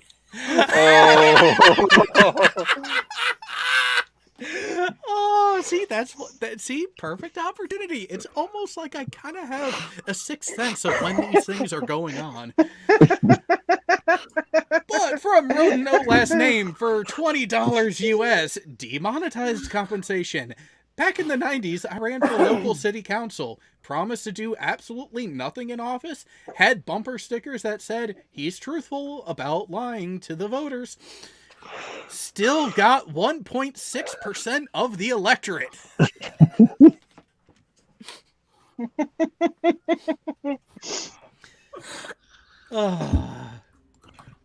This is turning out to be a more entertaining topic than I thought it would. Shut up, Jared. Oh, it gets better because we're at Donkey Kong now. Lovely. Big, hairy, and awkward. These 3 words sum up the sex life of a Donkey Kong.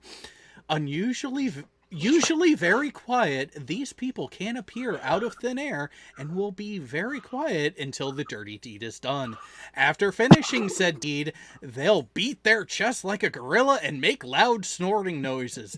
Worst case scenario, they'll hold you sexually hostage until an unknowing Mario person must save you.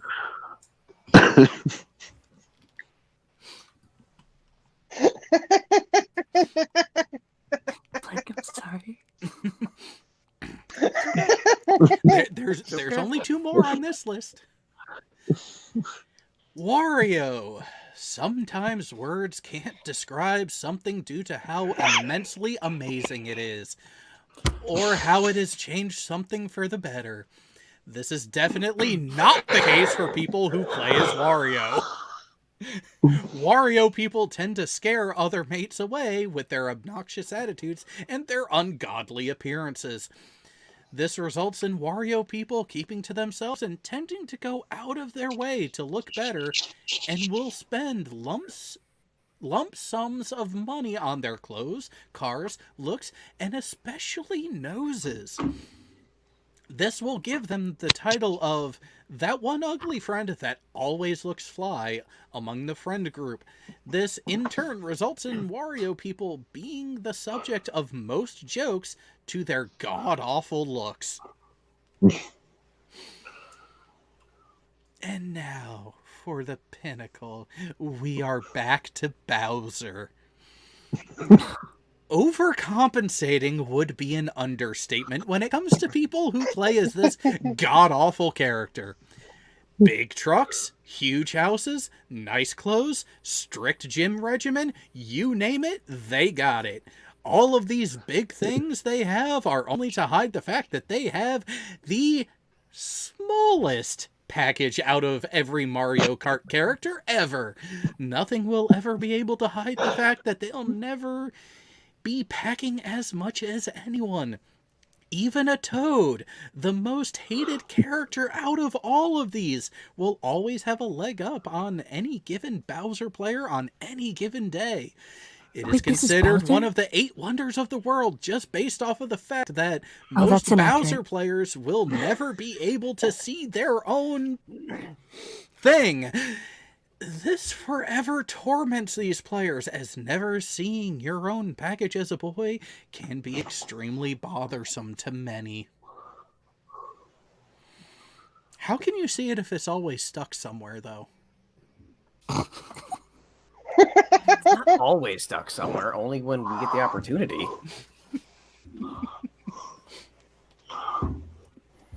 You know, trips. Wait. Todd Fuller said, sounds like Reds. Which one? Wario? That's an insult to Wario.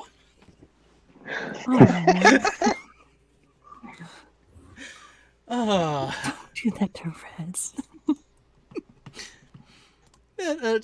You know, you gotta love the ugly bastard sometimes, Well, though. I mean, you know, Reds does have a I've fascination never seen his with face. gigantic He's rockets. probably like a freaking model or something, because everybody keeps saying he's ugly.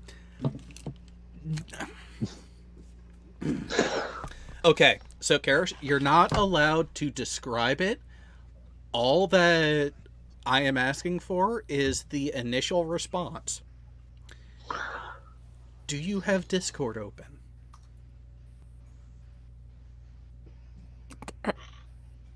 She's distracted at the moment. Not for long. Yes. Damn it, Bam. All right. So what? Once Discord decides to open back up, I am going to send you a picture. And it will be interesting to hear the response to said picture. If Discord would fucking open up. Jared, you're running over. You do realize You know, that Jared, whatever everyone has the appearance, performance issues. I'm not going. Oh God. I'm waiting for. Oh shit! It's Adonis.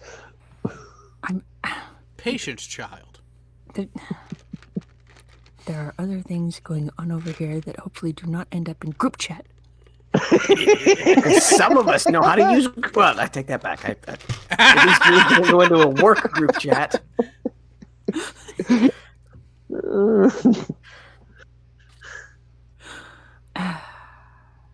See, you want to bitch about it being OBS you wished? OBS is only accounting for 8% of the CPU usage. So eat a dick. Yes, but how much bandwidth is it eating up? Yeah, that's the question there. 50%. Still enough to open a program. Actually, what the issue is Chrome because of YouTube. Yep. Yep. Chrome, the resource org. That could go so many ways tonight. Chris, Discord does not want the picture of Reds. Funny you mention that. Discord has already had this picture of Reds before, and it took it like a champ. Wait a minute, I might want to rephrase that. Too late.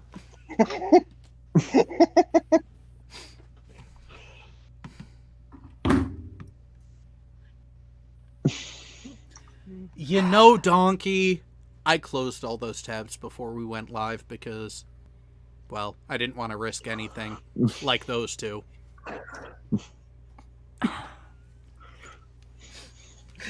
Discord knows.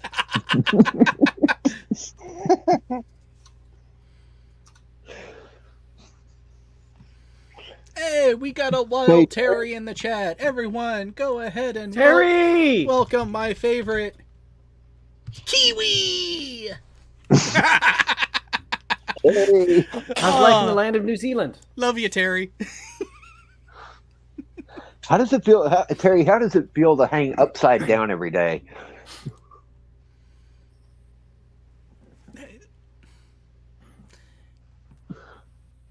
But is it him that's upside down, or is it us that are upside down? You know, when they're up as are down, then Nathan Thompson gets confused. He was born confused. Well, Nathan gets confused about the legal age of kids too. So Furball, if there's he does information to be had there. if he does that in Texas, he'd probably end up in jail. he was in Virginia, which is almost as bad with gun carrying laws and strictness as Texas. So yeah. Well, hey, in honestly Texas, surprised he's still alive. In Texas, to open carry, you actually have to have a concealed carry weapon or concealed carry permit. In Missouri, you don't even have to have that. That's not Where? We got weird shit in this state because there's some people are reasonable and other people's are crazy. Like we were having earlier this year, a law went into effect that people were like there was a segment of people all opposed to it under quote unquote Second Amendment grounds, and literally the law was just that hey, if you lost or your firearm got stolen, you're supposed to report it within 48 hours. Yeah, but that's not what Facebook said. Oh God. Jared, are you trying to send me a picture of Team Skeptic or something? Like, how big is the file? I have to find it first, and Discord has to open. And, Bigger than BM Snake. That's no. I need more than one file for that. Thanks, fine. Furball, this is your fault. Also, I'm trying to find where I saved it because I kind of quarantined it on the computer. Buddy? So. Oh, BM, my wife says you're crazy. Why? Because you have a snake. I was going to say he's crazy for talking to the snakes, and the snakes don't have ears.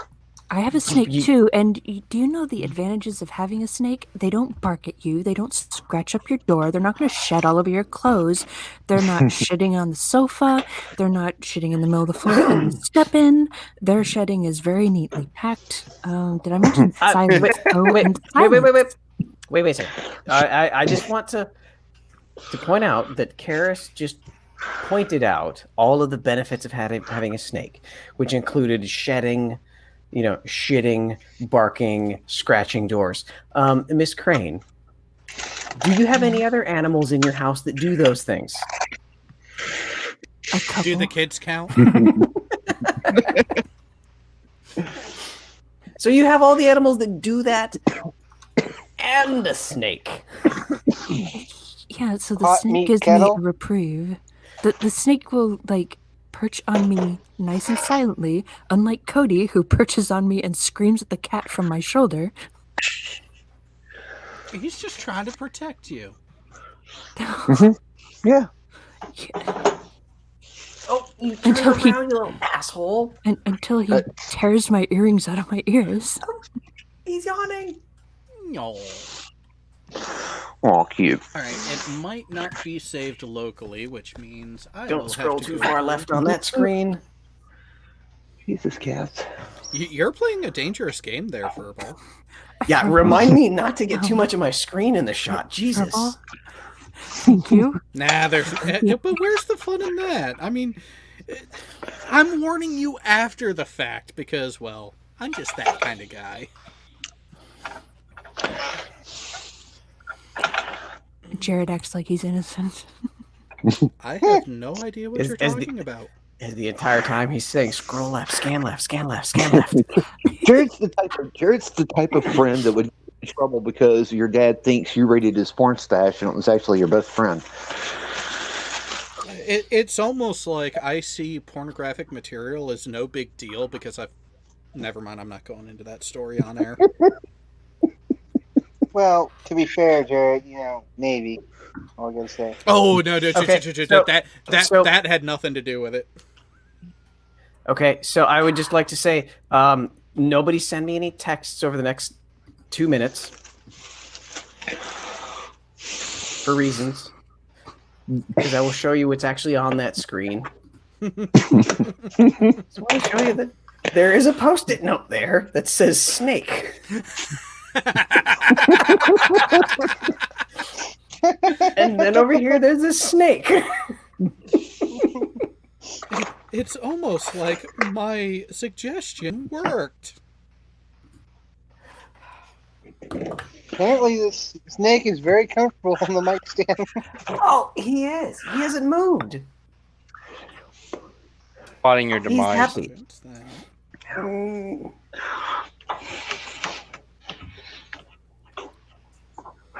And the Muskegon, this is also not going to grow to 20 feet, only 6.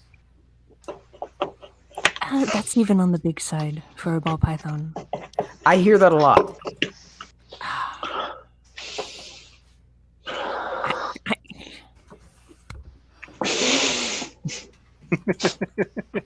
Saying. Okay, there's those two. You wish? Are you like doing reps or something? Oh no, I'm cutting meatloaf. It's that tough? My probably say- mother-in-law made this and sent it over to us. Yes. Oh, okay. It's also Gobi Desert style. You know what? I think I might have actually done what he asked for once and got rid of the unredacted ones. So I cannot find them.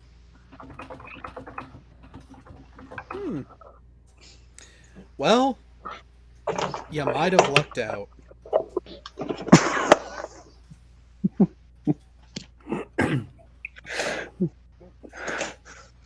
It's not in that folder. Wouldn't it be in that folder? Definitely not in that folder. If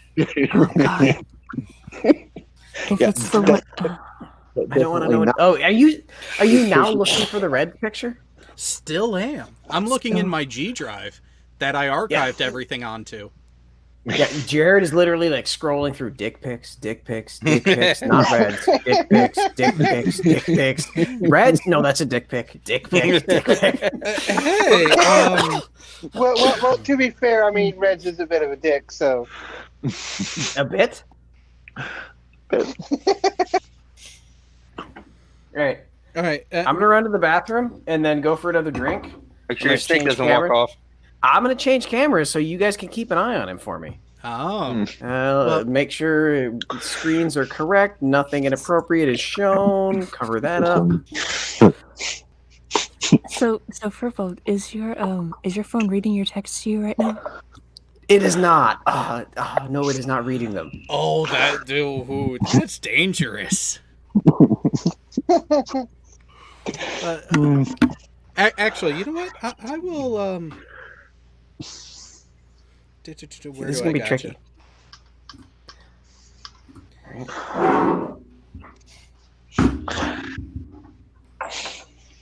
Nope, I want that. There we go. Hey, Tech, I'm sending you a link. Go ahead and see if that opens for you, because here's a random picture that I found in my G drive. That is safe to show on air. All right, I'll be back.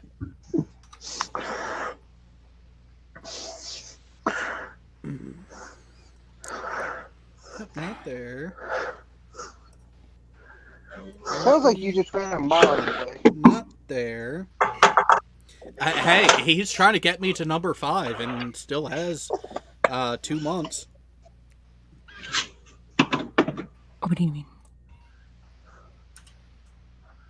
What has he had 4 of? Even minor ones count. I'm confused. Oh.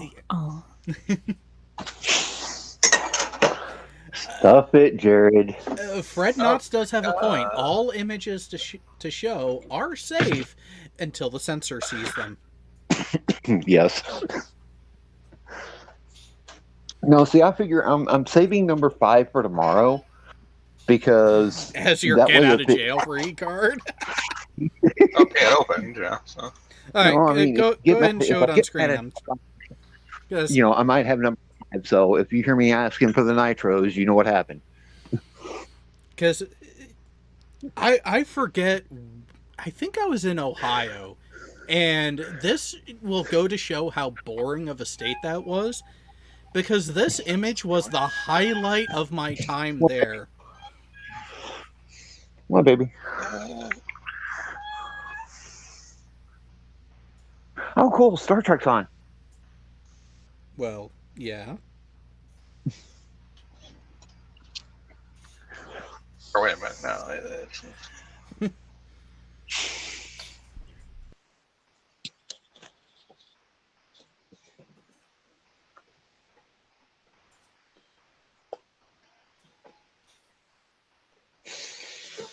It's asked me request to open it, actually. Yeah, and I've acknowledged, so you should be able to now.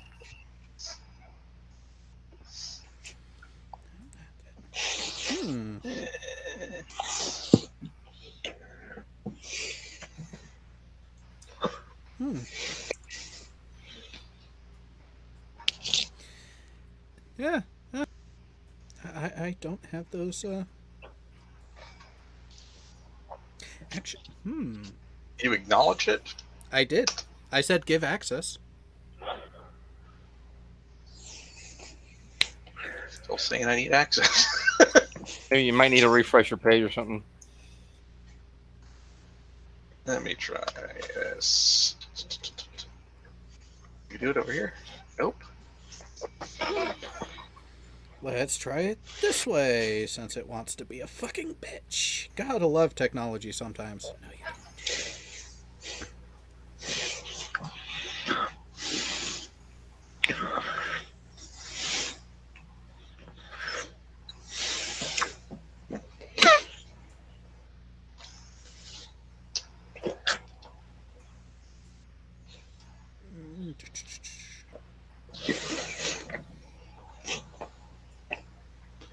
There we go. Try it now.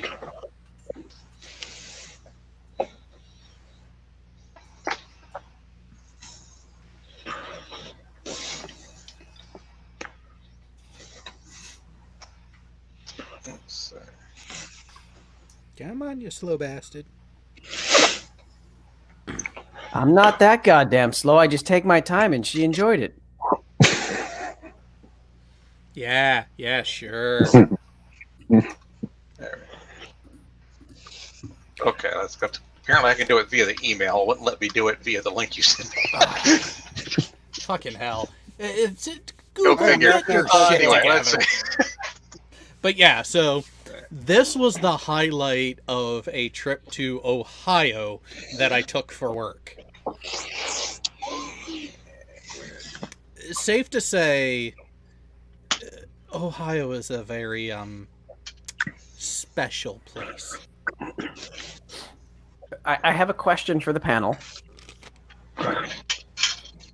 Earlier only last, if you promise to be gentle. I'll be gentle, I promise. Last time was rough time. This time is gentle time, Jared. I promise. Okay. And unless you give me the unsafe word. It's snake. No. So last week, I informed my wife that I had never watched the entirety of the movie Hocus Pocus from beginning to end, just pieces here and there, and she gave me that "fuck you, I'm going to divorce you" look, and then she forced me to watch it. I just walked out, and she's watching Dirty Dancing, and I don't know if I've seen more than like 3 minutes of it, and she has given me the. I haven't either. Oh, that was the question. That was the question. Is that a divorceable offense? No. Yes. No. Yes. Yes. Wait, stay there. I want you all to hear this. And don't have her text me either. Karen says no. She's not here.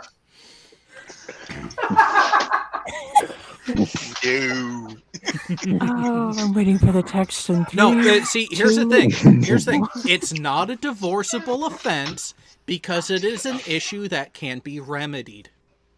That's true, and very quickly remedied. Oh, but not too quick. You got to make it enjoyable for everyone. Karis, thank you. Thank you. Wait. Let me put it to you this way. My wife said that during the course of the first 10 years, I had to watch 4 specific movies. Blake, normally I take her side. I have to take your side sometimes. Even if it's not genuine, Furball, you can take this one. You have no idea how much these two gang up against me. It's not fair. Oh, I have a feeling. Yesterday he called me a traitor. Today his wife is saying, seriously? Because you fucking ratted on me for having a snack in the car.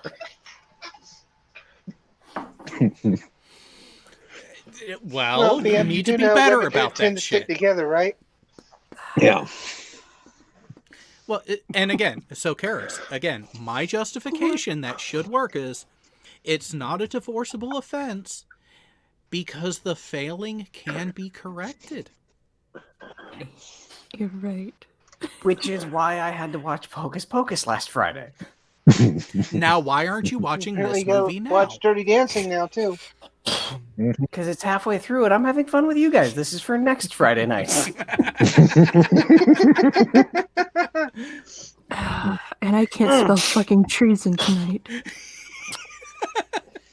Well, I spelled it train after train yesterday. Wow. So Fred Knox does have a good question for everyone.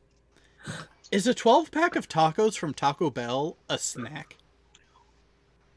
It depends on how many friends you're playing with. Yeah, it depends on the situation. Wait for the laugh. No, I think Mute Donkey has it right. Depends on if you're stoned. Oh, hey, dog!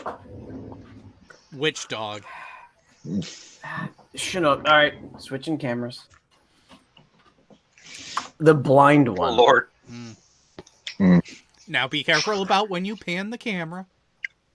Yeah, checking screen. Everything's good.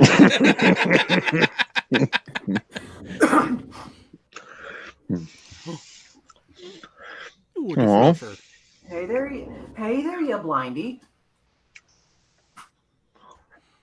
Chinook. So apparently, in a recent election matters update here, is during an audit in Georgia, in Fulton County, they had discovered some provisional and military ballots did not get scanned. Now that they've done this, it's increased Biden's lead up by another 3,000.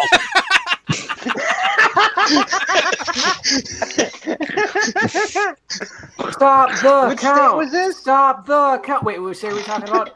It's Keep Fulton the County. count. Are we supposed to stop or keep counting? I can't remember. Which one was it? It's only in the states that he's winning that you stop the count. I liked in Arizona where they were getting conflicting things, and they had the group of people and of Trump supporters that were shouting both. Some of them were shouting stop. It just goes to show how insane people get around things like this. Yep. And that's where and here's the sad I don't part. remember. Even though it's effectively been called now, it is still going to be an issue for a good month. People are still going to be bitching about it. Nikki, No, this is still going to be going on till January, if not further, into next year. So I'd like to say that with the whole stop the count thing, I can understand the sentiment, but this is a two-part, and I want to continue with what we'd mentioned earlier for anybody who wasn't here earlier with Eric. Stop the count if there are not representatives from both parties to be able to observe the count to make sure that it is being done appropriately. And if you feel that you're not being given the access that you need to force it, which can be done through the courts and was then done through the courts in Pennsylvania. And when they went to the judge in Pennsylvania, and the judge, Eric, asked, how many of your party are observing the count? What was the Trump representation's response? A non-zero number. 3. Which means no, someone, literally a non-zero number. Yeah, that was their response. A lawyer told a judge a non-zero number, and then the judge had to respond, Mr. So-and-so, as a sworn member of the bar of the state of Pennsylvania, are there members of your client's party observing the vote? Well, they're part of our party, but they're not part of our party. Yeah, the answer was just yes. And the judge's response, then what's your problem? It's not the right part of the party. Right? It was hilarious seeing a judge slap down a lawyer like that and call him into question so hard. And the response was a non-zero number. Checking my texts. Going to let the dog in and let that sink in. I don't think someone realized too that, like, you know, nobody stopped counting anywhere. Yeah. We were called. Virginia was called for Biden. You know, freaking. Oh, jeez. Like election night. We're still counting, actually. Hey, Jared. Yeah, they still have to count every single vote. So in fact, we were. Just because they got above the threshold to call the state doesn't mean they stopped voting at that point. Well, we as a state, we still, like, even before, like, the Pennsylvania stuff went on, just normal procedure, our state still takes ballots up until Friday. Like, for mail-in ballots, absentee stuff. Yeah. Friday was the deadline for it. It had to be postmarked on election day or earlier, but we still take them. And that's just... how are the 30 people from Alaska still only 50% complete? Well, there you go. Alaska's a very big state. They have to use railroad to get to some of them. No, they actually have to use very cold in Alaska. Oh yeah, and aircraft too. Although I think at this time of year they're actually shuttling them by snowmobile and dog sleds. Hey, look, Trump's legal team. Oh God. So that's what I'm feeling. That's what I have feeling would happen with that PA lawyer. You know, he's like hired by the group doing Trump suits, and you know they're coming to him and say, "Hey, we need you to present this." And he's going to make, "Are you sure?" And like the wording he's using in courts is the best he can come up with for his clients. And he's probably fired now after this because he couldn't get any further. Because a non-zero number didn't win the case. Yeah, he's basically, you know, Scotty Lee Forbes. Well, hang on. This whole thing really does depend on one very salient question. What do you mean by my party?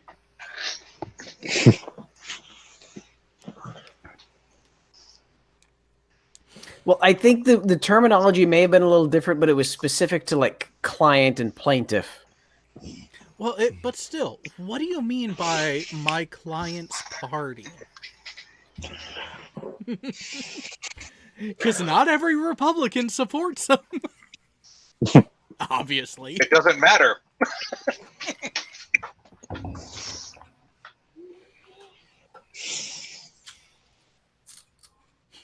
I am expecting that meme to be a thing here shortly. Trump firing Trump.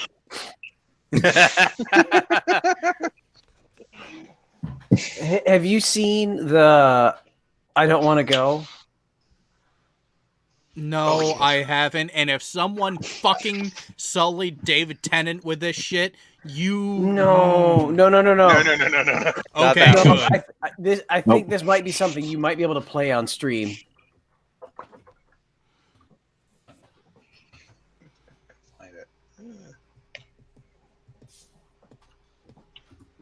Oh God, I Icarus, don't what know have you who, but it's fucking hilarious. Okay, what's up? Okay, Carol. That's sort of it. There's a better one I saw earlier. Where is Yeah, that? sending it to Jared now on Discord. Oh, you find it? Okay, good. 'Cause Yeah. I had found one, but it wasn't the specific. Someone had zoomed in way on it, so it was like. Oh yeah, the distortions. This might not be the right one, but this is a preview of January 20th, 2021. Oh. I don't want to go. I don't want to go. Yeah, I've seen this one.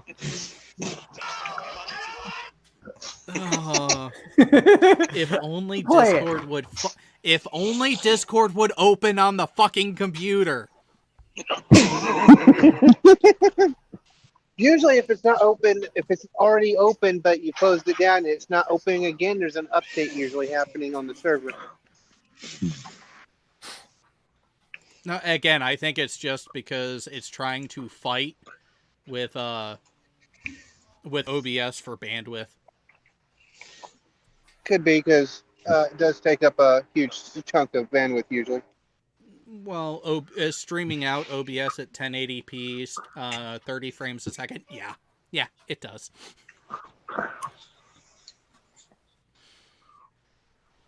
Well, there's your first mistake. There's nothing on the channel that needs to be streamed out at 1080p. Wait.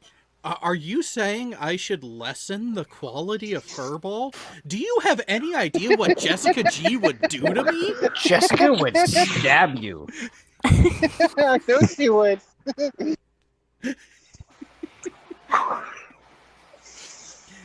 Here's the problem. OBS doesn't let you change the resolution in midstream either. Karis, this is how you send a text in an individual chat and not a group chat. I sent the last one to you. You did. You're just gonna keep poking that, aren't you? What's up? Even more come up soon. Okay. God. Yeah, okay. Well, I'm off for the night, guys. All right, later, Burns. Hey, later, Burns. Later, Burns. Later, Burns.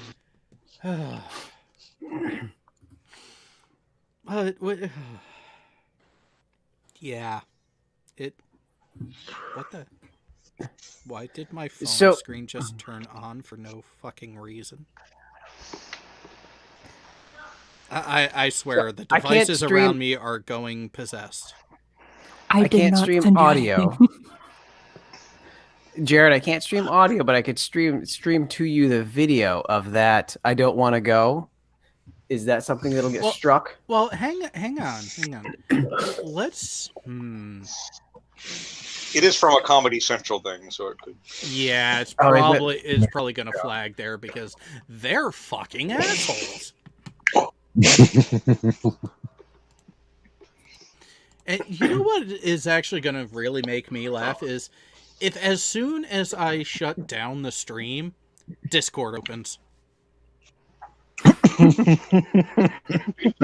Because that will be my luck. Yep. Wrote no last name. Ooh, interesting question. Is it wrong to think Kyle's lawyer was secretly Rudy Giuliani? No. His lawyer recused himself. No, yeah, Rudy's not that smart. He's trying to withdraw, so most likely will be withdrawing. Just, it hasn't officially been signed by the judge yet, but looking back at the chat, I think Sean Carroll has me beat. We do need Trump firing Trump, but actually not Trump. Arnold, you're fired. Well, to be fair, I mean, there's two different, God tweets on Twitter, and both of them have fired him, so. There are things like that that just don't age well for people. Yeah, see, Fred Knott said it. Impossible. Kyle's lawyer knew when to bail.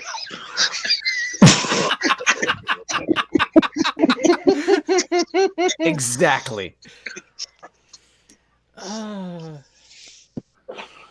Yeah, something about the client not responding immediately following a deposition, generally not a good sign. Hasn't even responded to the motion of withdrawal. Has he responded since his lawyer tried to withdraw? No. Not that we The are deadline- aware of. The deadline was Friday at 5 p.m. Or sorry, the 5th at 5 p.m. Thursday at 5 p.m. Yeah. He was the deadline for him to support everything in original to the judge directly. It's been a couple days. We will see if Monday brings any changes, but according to the electronic court filing records, nothing new. Hey, just a quick update to all you assholes that aren't reminding me, and I'm ignoring the post-it note. The snake is still there. Cool. Hey, that post-it note was supposed to take place of us. Yep. The post-it note's supposed to be automated. It's supposed to replace us. Wait. Well, see, the issue is he's looking at the camera. He's not looking at his monitor most of the time. So I said put it where you're gonna see it.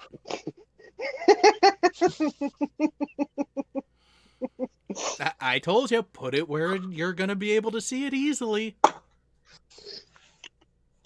My texts are on that screen, and there's another one. Oh, that was just sweet.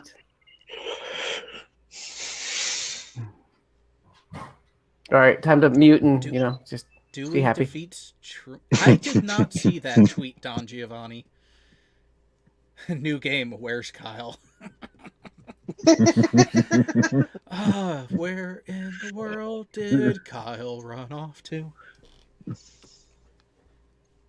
Mexico or fucking California, I'm guessing. I don't think... See, that's the thing. I don't think Mexico is letting people across the border right now in that direction.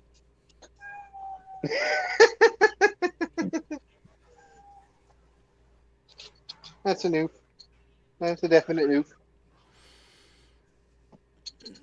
Oh, yeah. I just about said something that I'm not allowed to say yet, so I'm glad I caught it. Go ahead, Jared. Go ahead.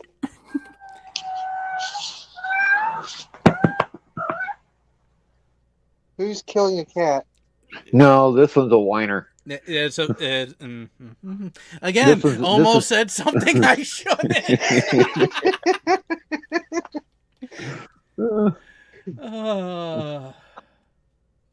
I think I'm going to name this. I've got to find a good YouTuber to name this cat after. Unirock. What? No. Unirock bitches. He doesn't cry. This one cries.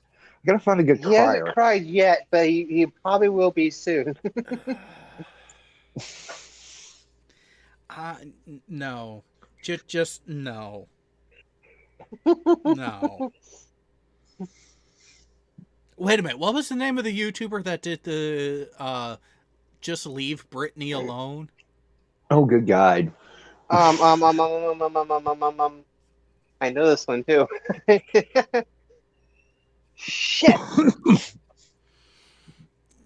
Yeah, if you're gonna play any games like that, at least go with a classic. Not a shit stain that deserves nothing. Because because I know there are fuckwits out there watching, just begging and waiting for something that they can misconstrue and latch onto.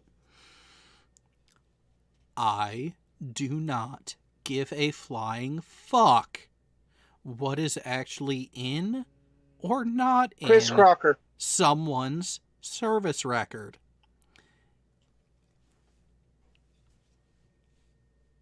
It was By the way, Jerry, Chris you're Crocker? looking for the name Okay. Chris Crocker.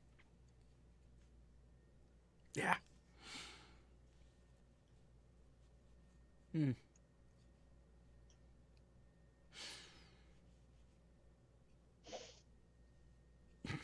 New old routine. Just when you get comfortable, it changes. That's the routine. Just when you think everything's fine and normal, it changes. That welcome to 2020. Oh God. Yeah, you know what? This is a good one that we can end on and probably spend another 20 minutes on. $2 US from Rodent No Last Name. Here's a topic. Will the Orange Utang in chief concede? Only after the court challenges are done. No. And even then, I don't see him actually conceding. I see it more being okay, the courts have decided this. What was that? I just got back. Will Trump actually officially concede at some point? I doubt it.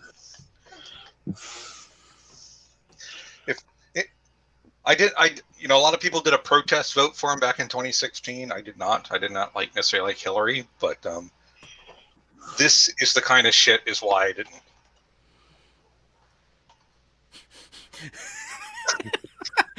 Fucking Icarus. Breaking news. Orange man sad. It's actually should read Orange Man mad. You can be mad, but predominantly sad. Because see, here's the thing. He was mad. He was mad that the counts kept going as his lead went smaller and smaller and smaller till it was gone. And now you can't be mad anymore because what's done is done. The counts are continuing to go in a direction that you are not going to like Trump at all. What am I going to do with my time, like not having to read all these presidential rage tweets?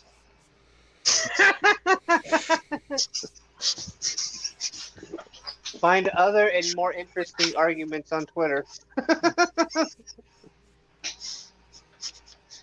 Reading Trump cultist trade. Well, so here's the thing. People are thinking that the day after Inauguration Day that Trump is going to be arrested. Nah. Or that in any short amount of time he's going to be facing legal ramifications. And yet every time I've asked for what, they can't come back with an actual answer. Because let's be honest, if they had anything at any point that they could actually, via evidence, pin on Trump himself, the impeachment proceeding would have gone differently. Yep. No. The only time, next time I see him in court after the president stuff is when the Trump Presidential Library and Casino goes bankrupt. Yeah. But Fred Knox brings up tax fraud, not tax evasion. Here's the problem: is it really tax fraud if he was utilizing the loopholes that were there in the system? That's a question for forensic accountants. I'm not going to answer. Yeah. Well, and that's the thing is, while on the face, the amount that he paid does give the appearance of some sort of fuckery. If it's a system that is fucked and he just capitalized on it, it's not anything he did wrong. It is a fuck up with the system, which I agree. Exactly. The tax system needs to be reevaluated and actually handled appropriately. But do I have any confidence in this fucking government to do it? No. Concur.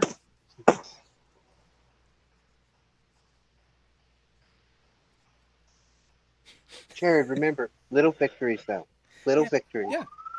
No, and that's the thing, is if they try to go after him for that, and then it makes it apparent those issues, and then change happens, hey, great. Wasn't Trump's fault, but hey, you're getting to where you need to be now, fuckers. No. It's like, seriously, the reason why I brought that up is part of the reason why I almost got kicked off a fucking server earlier was because this guy was going on about this because he doesn't like either candidate. I understand that. I don't really like either candidate. But it's one of those things, you pick the lesser of two evils. Because you kind of don't have a choice. And I was like, can we just have this one fucking small little victory and move on? Yeah, Biden's by no means my ideal candidate. We're not even. Well, even then, I wanted Sanders. Pay attention. Pay attention to. Well, here's the thing with Bernie. Bernie would have been facing the same thing that my view of Biden was. I wouldn't be surprised if, in less than 2 years, they're no longer president for medical reasons. Look at the amount of stress that the office puts on the person. Look at how everyone who has gone into that office has aged dramatically. Now look at Bernie right now. Okay. I get exactly where you're coming from. That was my same fear when McCain was running, because that was the 1 year I wanted McCain to win, even though I hated his running mate. I liked McCain, I just hated his running mate. No, and now, when you look at how Biden was on the campaign trail, there is something going on there that they do not want to talk about. For all the talk about Trump's mental health and condition that they've been talking about, I think it's more legitimate to be uneasy about Biden.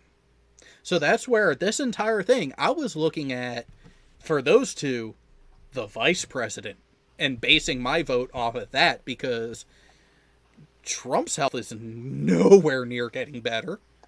And so he was going to be a question mark on whether or not he would have completed the next upcoming term had he won.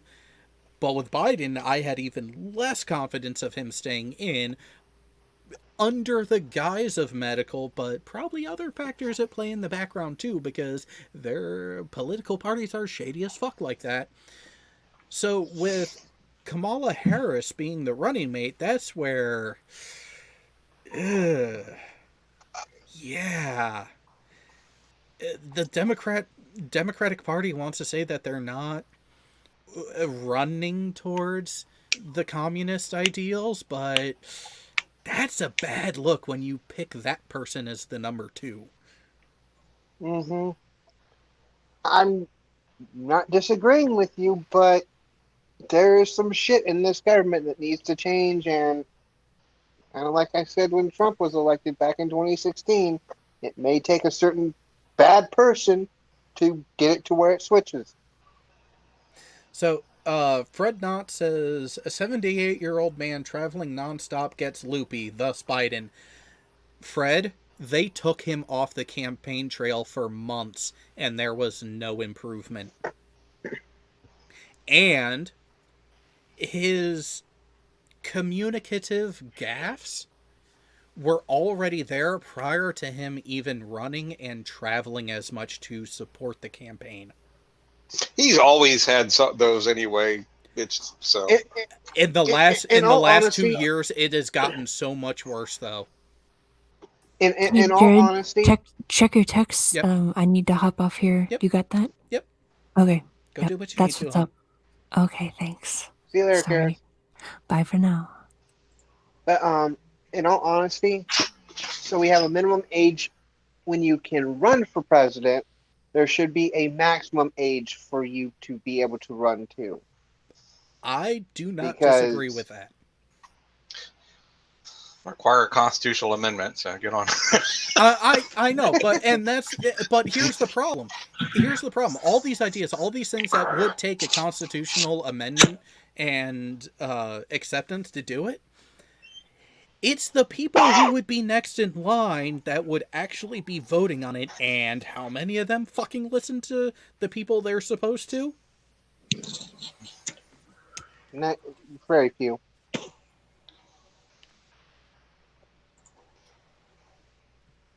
Yeah, and that's where... Well, here's my thing. All right, I have some confidence. Some. I'm going to repeat that again. Some.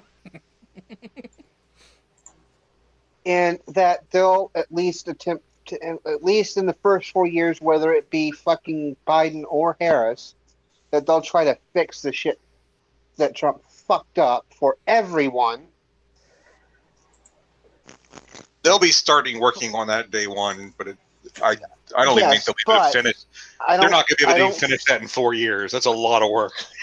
Well, no. Well, there's going to be some major ones that are going to need to hit first.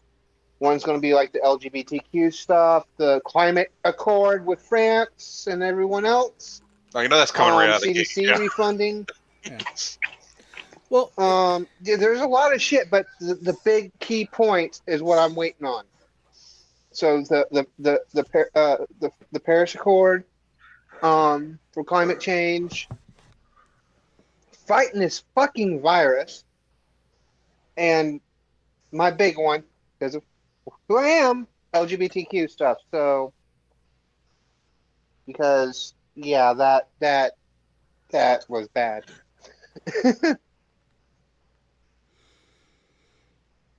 Well, so here's the thing with a lot of that is, like, something like the climate accords is, on the initial bit of it, Trump voicing concerns about the disparity was not inherently a bad move. How he then leveraged it and just acted like a child and said, nope, we're out, see ya.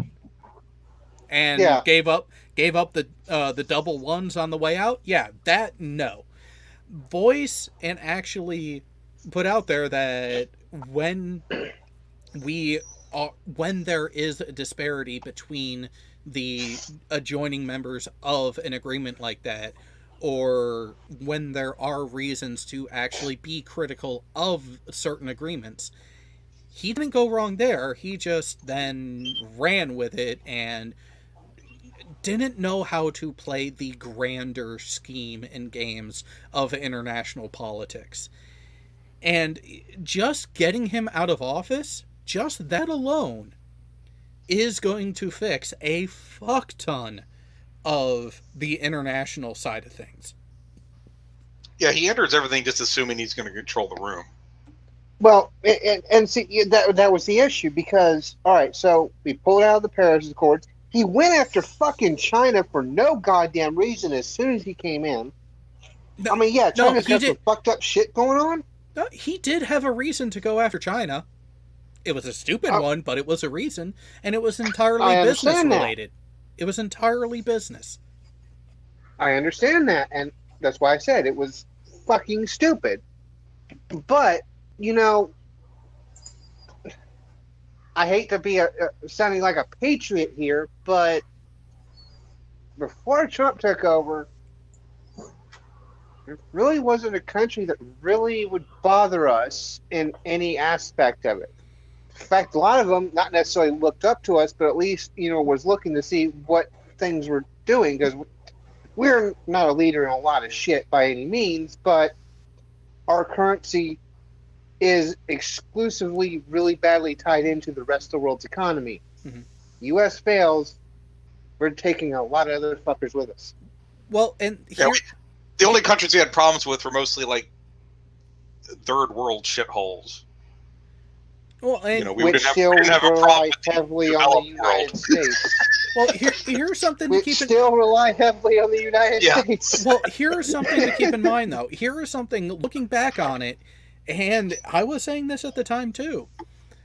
China, economically and internationally, is the primary counterplayer to the U.S. to the point where China has done enough to where they really could leverage the fuck out of us regardless of who's in office if they really wanted to. And that was the problem, is Trump was fucking with them back to the point that they just might have. Well, see, that was the thing that kind of annoyed me when what Steve was saying the night of the whole election thing, and he was talking about China. I think it was Steve anyway. But no, China wants fucking Trump gone. They don't want him still in there. Yeah, because they want him gone. Yeah, they wanted him gone because he was not willing to play ball with them. That's why there was the issues with the tariffs and everything. That's why he took the hardline stances he did on international trade, because he wanted to give them the finger. The problem is, you give them a big enough finger in the wrong way, guess what's going to happen? You think the issue in the South China Sea and around the Parcel Islands is going to stay quiet and civil like it has been? No. Not if it keeps going that way. It's been a messy supply line stuff too, because like the tariffs really aren't fixing anything, because like bringing this stuff into the U.S. doesn't make the products cheaper. It don't. No. It's just that stuff is totally fucked up a whole bunch of supply. I mean, perfect example. You want a perfect example of that? Look at both the app Wish and AliExpress and their subsidiaries or co-ops. It's expensive to get this shit. I mean, it's dirt cheap when you buy it, but it's the shipping and handling that gets you. Yeah, and pretty soon you're going to have to change the orientation of that arrow. You're paying $20 for a bunch of shit that you could have got off Amazon for not necessarily near the same price, but it probably would have been a little bit more expensive. But if you're paying like the $13 a month for Prime, well, you're canceling out the shipping costs, so you're still getting roughly almost the same amount of stuff without having to pay $40 plus fucking dollars in total versus. Well, and something to remember. Trump was real estate and financial business. He had no fucking clue about manufacturing and procurement. Ever. And this is where he's not the only one guilty of this. There are a bunch of other politicians out there that don't have a fucking clue about certain aspects and certain types of businesses, and yet are making sweeping declarations and wanting to make drastic changes because of their understanding of it. And to me, that is a problem. That is a massive fucking problem. Whoa. Well, see, that's the other part of the problem too, is look at the majority of the people in government. What are they? They're business people or lawyers. What are those two professions really, really good at doing? Evaluating and reaching out to people who know more about the specifics than they do. Supposed to. But you also left out two other key ones: lying and manipulation. Yeah. Oh, you're bringing up, Jared. You're bringing up something too that I'm going to look forward to in a Biden administration. That they're finally going to have cabinet members appointed to positions that actually have an expertise in those areas. Yeah. Oh, by the way, did you guys hear? I missed that. Did you guys hear? We have an astronaut appointed to the Senate. I think it's the Senate. That sounds great and all, but being a freshman being a freshman congressman, I know. You're I know.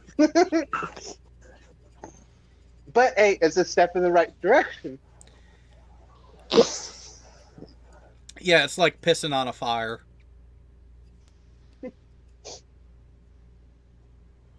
All right, guys, I'm going to get off of this. All right. I got stuff I got to take care of tonight before I go to bed, so I'll catch y'all. Well, I'll see you tomorrow, Jared. Everybody else, I'll see y'all next week. See ya. Yeah. So, bye. So we got a $5 Canadian super chat from Dimsum Nimsum. All that's happened now is the establishment power the lefty hippies pretended to fight against are back in power. Yeah. And that's where a lot of people want to look at the twin party dynamic in the US and think it really is a this versus them thing. No. They're on the same, it's the same coin. It's the same rigged game. It's just a game of chance on which ones you're actually going to be dealing with, and none of them at this point want to work with each other. None of them are actually, well, no, not none of them. Your influential ones are no longer caring about the people that actually put them in the positions they are from the electorate side, their contingency side.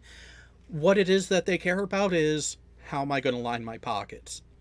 Because when you think about it, getting into elected office was not intended, or should it ever be, a way to become a millionaire. How many of these people have been in public office, especially at a federal level, for damn near an entire professional career, and have significantly increased their net worth with seemingly more than should be reasonable based on the salaries they were getting? And yes, one of them I'm looking at is you, Miss Nancy Pelosi. A lot. And that is a problem. Not all of them, but a lot. Fred Knotts has a perfect point. The difference between the Democrats and the Republicans: the Democrats smile as they fuck you. Well, it's also like, team said beforehand, it's like, would you take more deaths, more American deaths because of science denying bullshit from one administration versus cringy, annoying, loud, obnoxious, extremely left social justice warriors for the next 4 years? Here is, though, is like, the parties themselves aren't monoliths.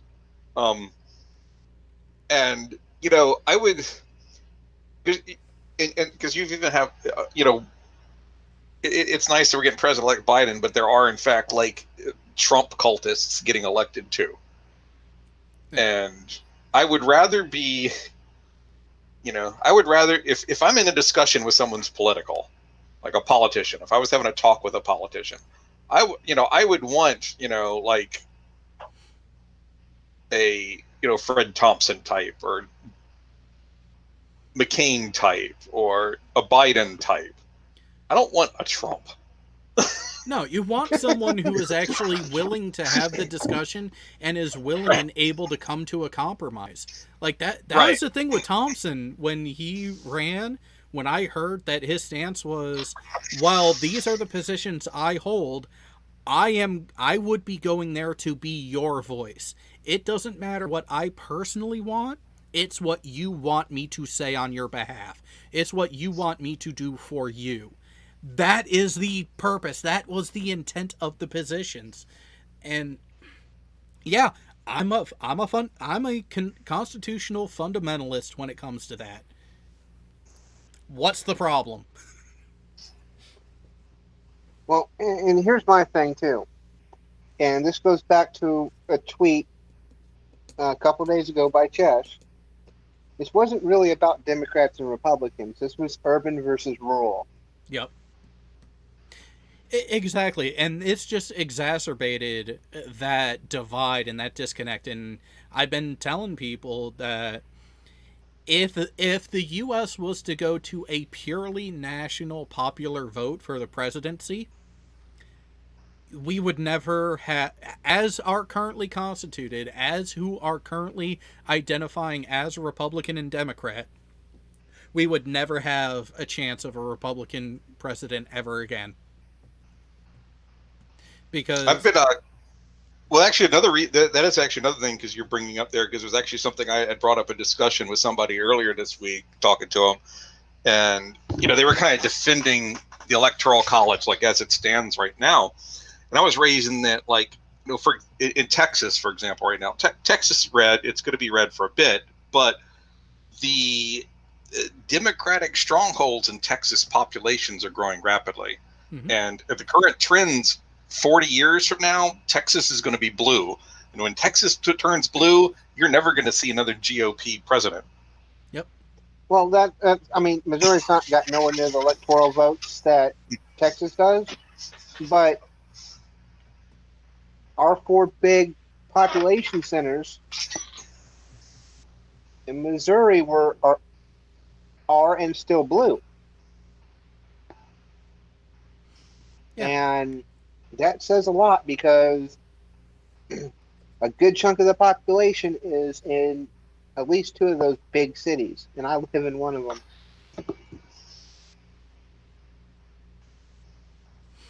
Yeah, and it happens in Virginia. Like you look at, Virginia, we've gone blue the last 2 elections. Of course, when you look at a state map by county, you see a whole bunch of red, and it's because nobody lives there. Yeah. Well, that really is a thing. Is actually Team and Jay Brown started talking about a potential tweak to the Electoral College that so far I would actually be on board with. Instead of making it, instead of having it be where as long as you get 50% of the vote, you get the entirety of the state's electoral votes. No, they should do it more as a county by county basis. That way you actually get more true, fair representation across the board. So basically what you just county by county. So That's basically a lot of counties. Yeah, but basically what you're describing in that case is you're just basically talking about Monroe's original, compromise on when he proposed the whole idea of the Electoral College in the first place. Yeah, that's literally what he intended. That individual counties would select an elector. Yeah, and I think that sort of situation nowadays would fare better than a literal winner take all in the majority of the states, because I will say this too real quick. All right, you take a look, like you said, you go county by county, or we'll just go by state right now. I honestly am actually shocked at this, but I was kind of perusing around looking at the map and realized it's almost a 50-50 split between as far as states go, with what our farming area is. There's a lot of farming is in the Midwest. Yep. But there's farming in California, there's farming in New Mexico, Arizona. Yeah, but if you notice, Montana, and a lot of those states are both red and blue. Yeah, and if you notice, it's farmers. It's generally your population centers, your urban and suburban areas that vote and go towards blue, whereas it's your agricultural and rural areas that are more prevalent to go red and stay red. That's where you'll have, look at Pennsylvania. Pennsylvania as a state has gone blue. But why has it gone blue? Because of Pittsburgh, because of Harrisburg, because of Philadelphia. Yep. Yeah, Virginia's mostly blue. Virginia's blue because of Richmond, Petersburg, Hampton Roads, and Nova. And Missouri's red because there's a lot more people that live out in the country right now still than there are people that live in the population centers. I'd explain it with Nevada too, because someone was asking oh, look at all the red in Nevada. How is it blue? And it's you have 2 blue counties there. And I'm saying, yeah, that's because there's 1.2 million people in those 2 blue counties you're looking at, and all that red has I think it was 9. There was 9.8 times more people living in those 2 blue counties than all the red ones combined. Yeah. Yeah, well, and that's another thing. And people vote, sand doesn't. Yeah, well, and that's where I me recognizing that and taking a look at it. It's getting the people who are in those cities and urban populations to realize that there's more to life and more to the country than just where you are. Exactly. I was having this conversation the other day. They're like, Snake is moving. Snake is moving, Blake. Snake's going the wrong direction. Explaining the rural area, I was like, I understand where the farmers are coming from. I understand the reason why they support Republicans. But it's the non-farmers, it's the drudges of society and a certain clash of society that support for no fucking reason other than their thought process is heavily flawed. And they're the ones that are pushing that, because we're almost at the point where we should really almost at this point almost should not have a Republican president. Almost. I take issue with the parties as they're constituted across the board totally. But then again, that's because I have such a distrust and dislike of so many of the individual candidates and the way that things are going that I would not be opposed to a clean sweep and reset and actually an adjustment to the system to get a lot of that manipulative excess money that is accessible to these people out. They were... Hold on a second. I gotta address something in the chat. Yep. Fred Knotts, so what? I grew up on a cow farm. Just because where someone is and what they do is not what inherently makes them uneducated or less. It's how they are, what they decide to do. I grew up down the hill from a dairy farm, but I'm stupid. But I'm an engineer. Let that sink in. I want to tell you right now, farmers aren't stupid, period. Regardless whether they raise livestock or they participate in normal agriculture or arable stuff. They just have They're different not fucking stupid. They have a different type of intelligence, a different area of intelligence. Personally, what I would rather do, because realistically, I don't actually see a realistic way of fixing the whole electoral system that would make where it would actually make any sense, because any problems just produces other issues. But actually just make the president a popular vote and then rein in the power of the president a little bit. Well, and Fred, I understand. Because realistically, the Senate can handle all the real needs of a even slate across the states. So. Fred Knotts does have a point, and Fred is part of the reason why every now and then I'll poke fun at West Virginia. Oh, I know a few people live in West Virginia too, and I poke fun at them too. And I understand. It's just, our farmers in this country get a lot of unnecessary flack. You know how you could tell a West Virginia virgin? How? She could run faster than her brothers. Nice.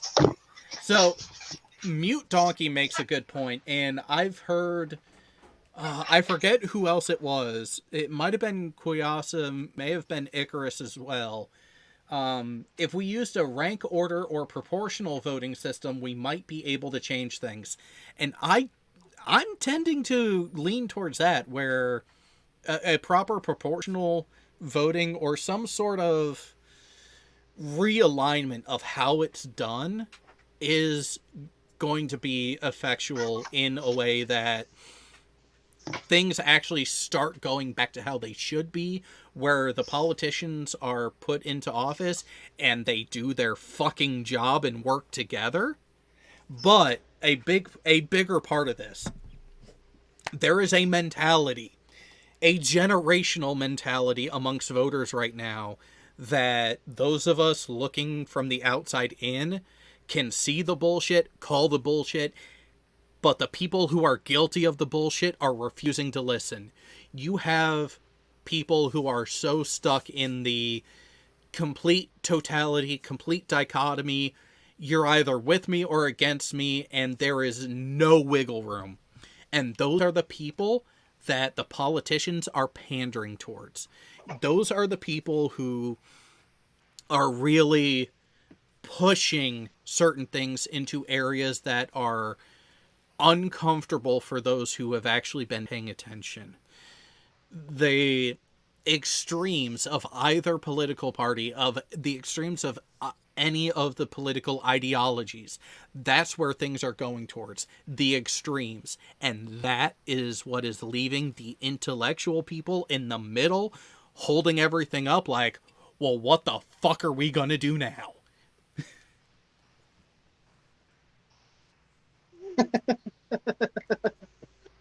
Oh, God. Oh, yes, Fred Knotts. West Virginia, where the men are men and the sheep are scared. That's funny It's because, also Wyoming and Montana, too. We have that issue here because, we have called the southwest part of Virginia. I'm not sure whether to call that the southwest part of Virginia or the southwest part of Virginia. Is it? Because it could be. They're very West Virginia-like.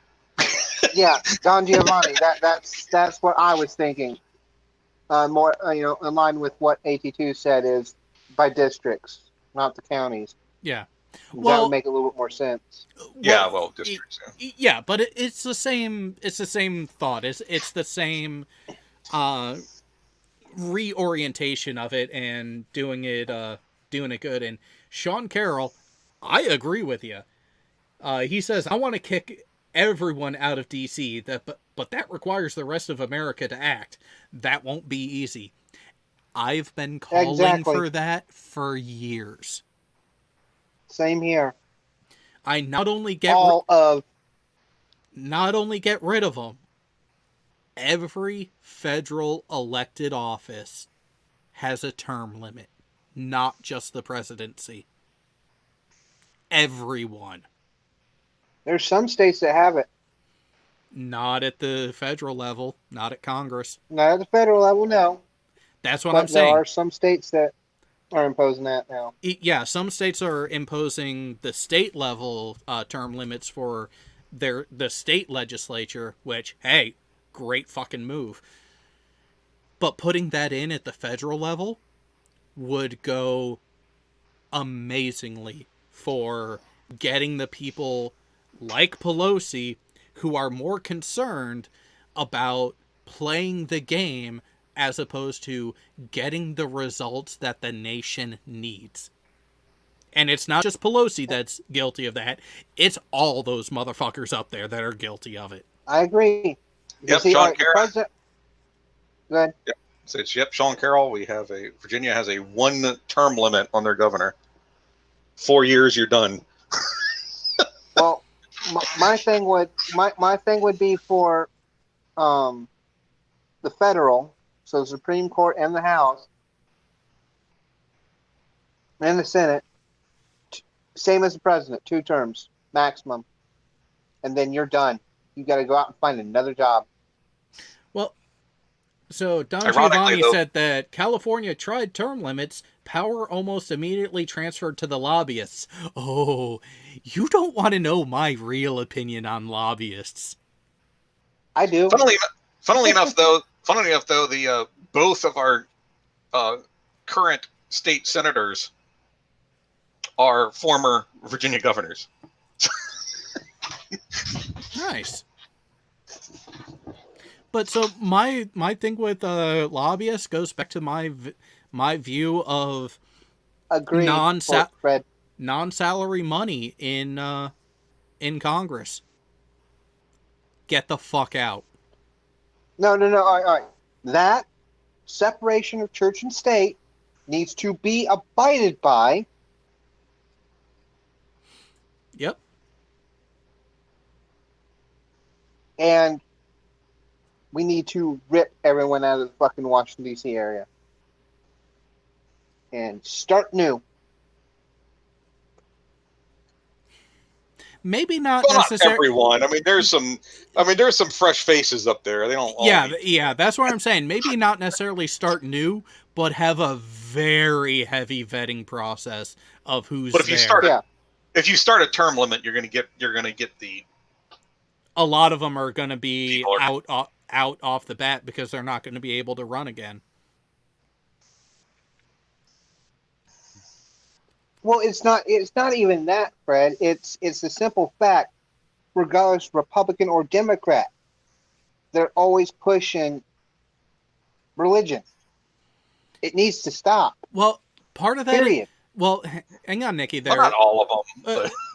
Hang on, Nikki. There, with the whole religion aspect, I can understand why a politician is going to play up, or leverage that in one way or another, and it's to get votes from the area that they are having vote for them, and based on the demographics, if you play ball and make it appear like you have some sort of in like that, and this is where I don't put that so much on the politician, whereas I look at the populace and look at them and ask, why the fuck does that even matter?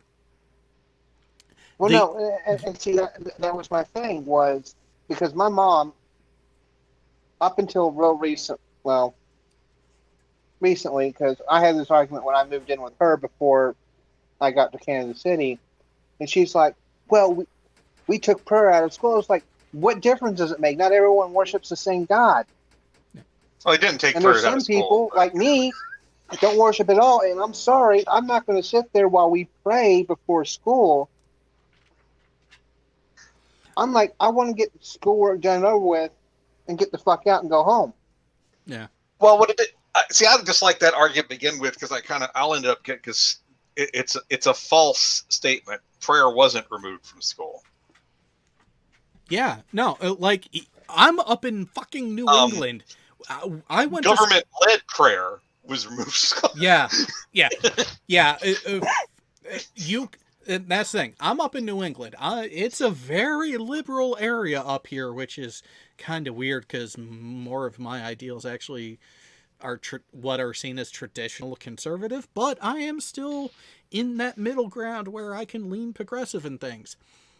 Prayer was still a thing in all the schools that I went to, but it was not run by the school that everyone had to participate in. And that was a thing. Even in fucking high school, there were prayer groups that met before and after school.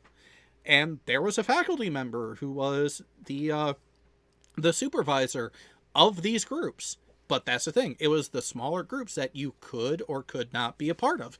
It was your choice. And those groups had no bearing and even had no marking, no record of whether or not you were a member of that group. That's how it should be. It's entirely a personal, private choice. That's just my the First school Amendment. did have prayer. One of my schools had prayer anyway. Yeah. That's our draw, because like Missouri school too. So in Virginia they don't have prayer. they don't have People it now. can pray. No, but People can pray, but yeah. nobody's going to be sitting there. Mine was like it was required. Yeah, see that wouldn't fly. Yeah, and that's where I see that problem is removing forced prayer of the entire student body from school. Good thing. That's actually how it should be, because religion is a very personal and private thing. I don't fault people who stake a claim and follow a religion. Just don't be a hypocrite and don't be an asshole. That's all I ask. Ooh, Fred Knotts has a good point. What about the Pledge of Allegiance?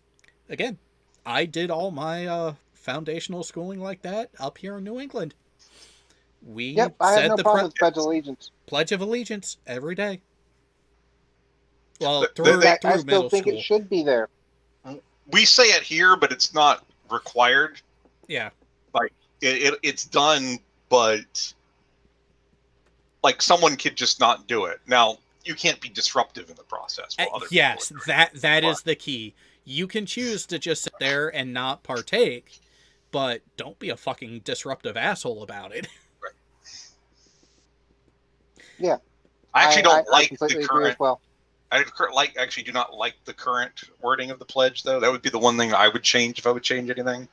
I would remove the under God part in the pledge. Oh, you mean take it back out like it was originally? Yes, because to me that was absolutely absurd. You're gonna shove God in between one nation and individual. Well, you just create a division. Yeah. In indivisible. It's well, wasn't that put in during the Red Scare? That goes for what happened in the 50s too with our money. Yeah. All that was put in during the Red Scare. Ooh, the evil atheist communists we knew. Yeah, and yet Russia need to shove under God into a pledge that was originally written by a Christian socialist. Well, just think about that. Here's something. Just think about that, though. Our forefathers would be rolling in their graves if they knew about this shit. Well, and think about this too. Back then, and even still today, people want to decry the atheist communists.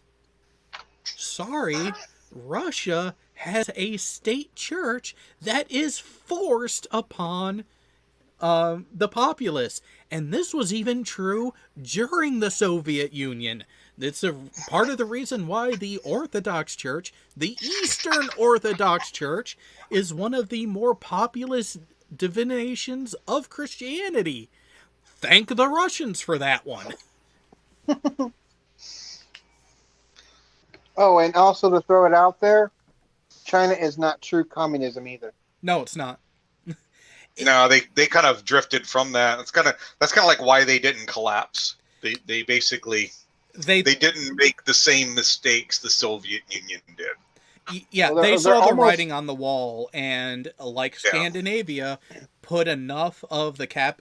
So people look at the Scandinavian countries and, oh, look, see, socialism works. And it's like, no, motherfuckers, we were capitalists first. Then we got the money, and we're like, hey, now that we have this, now we can invest it in this way. You start at one and transition to the other. Whereas China... There's also another outlook on that, too. Look at countries that have flip-flopped back and forth between the two. Great Britain, for one. Yep. Italy, for another. Every time that they go to the socialist or communist style, they get very, very close to collapsing.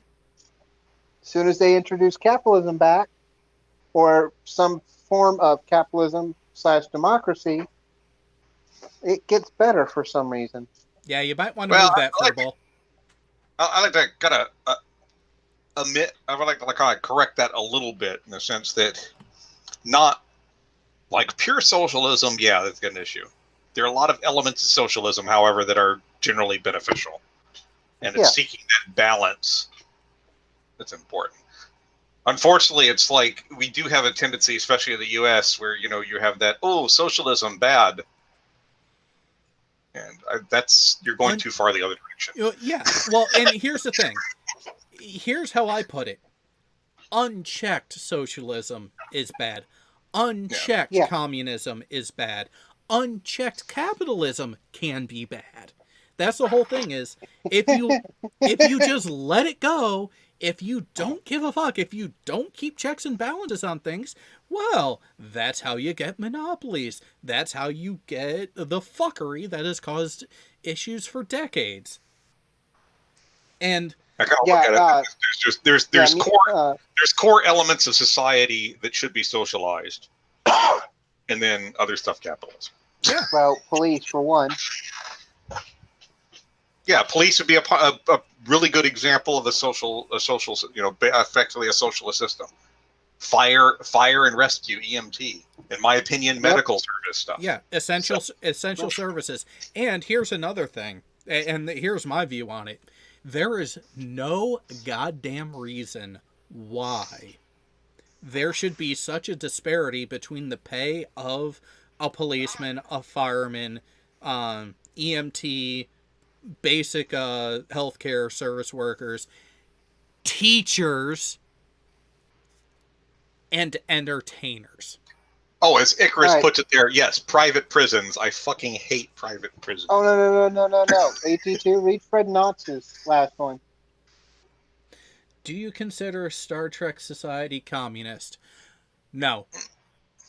No, Star I Trek. call Star Trek a replicator economy. So here's the thing. One, the Star Trek universe as we have seen it from TOS on, and even Enterprise, is a post-scarcity society. So you don't have issues about certain necessary and primary resources.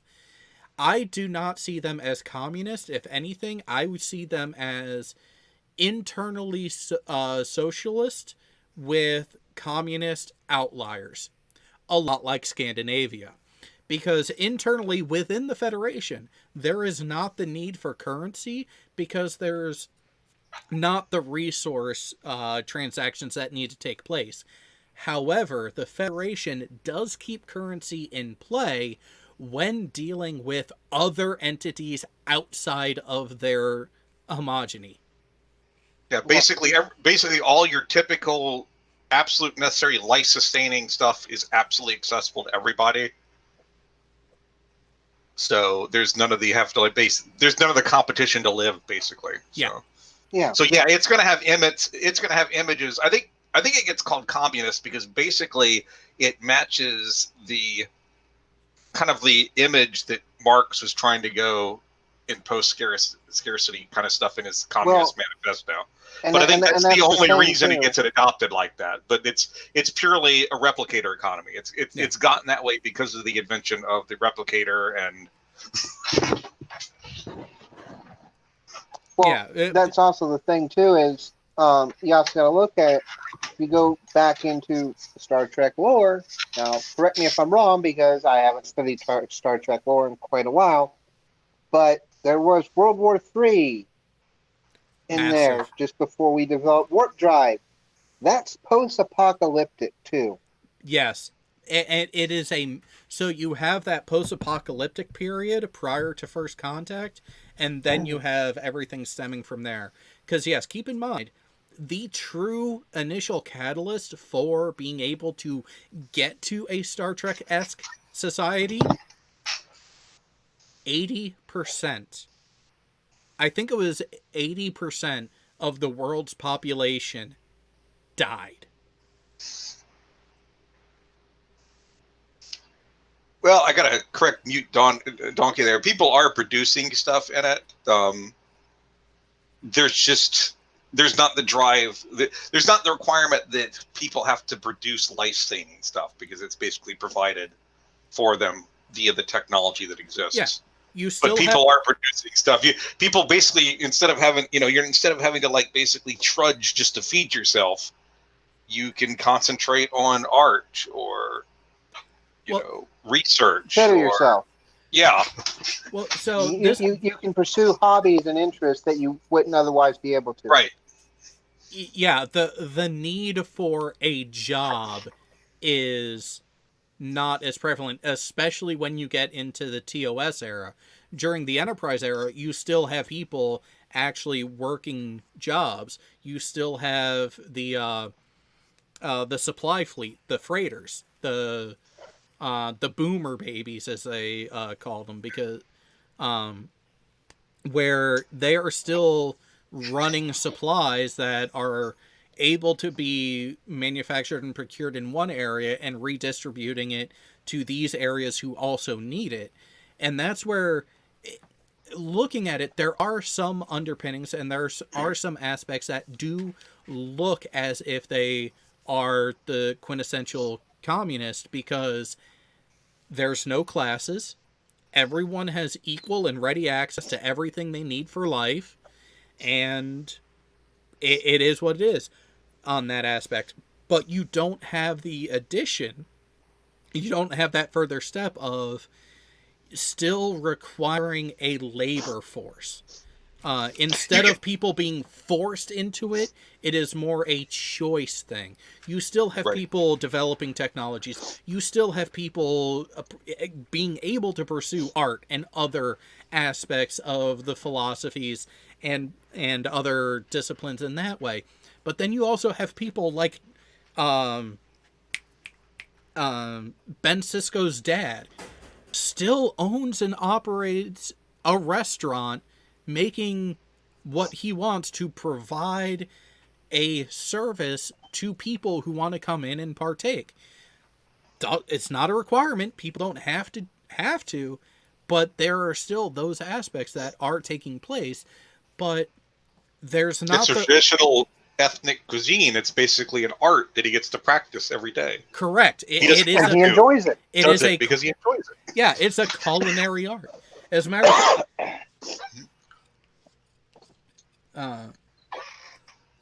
yeah, and yes, you still need doctors and engineers, but now instead of the impetus for going into engineering and the medical disciplines for financial gain, now you're actually doing it because it's your passion. It's actually what you want to do. I know plenty of people who have that passion, who want to help other people, but they don't have the resources available to them to become a doctor. They are intelligent enough, they could do the material, but they quite literally cannot afford to go through the 8 to 10 years of education and training to do it. Who knew this was going to turn into Kadar with Damar? well, see, that's something with me right now is I'm working in the CWT program at the VA right now because I really can't find any other job that I'm interested in to hold down or I can physically do or mentally do right now. There's places I can, but right now they're out of the local transport range for me.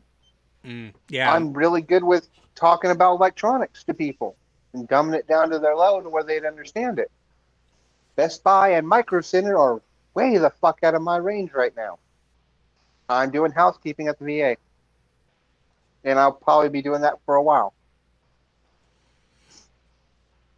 Yeah. Now, and Icarus, I agree with you there. Education should not have the price tag that comes along with it. Now, at the same time, there are ways to get higher education without the financial burden if you are willing to dedicate the time and energy into putting yourself in a position to have those avenues available to you. But that's another thing, is a lot of people have these internal mental roadblocks that they need to work at, that they need to overcome to realize it. I have not shied away from the fact that my post-secondary education, I have the military to thank for it. It is actually one of the leading reasons why I joined, is because I knew my parents weren't going to be able to help foot the bill, and I knew going from high school straight into a university environment was not going to be a productive or effective choice for me. So I needed to go an alternate route. I'm also a supporter of trade schools and recognize that not everyone needs to go to a university. There are people who would be better suited going to a trade school and learning a skill, being a part of a trade, because a lot of our skilled workforce is aging out and retiring in this country.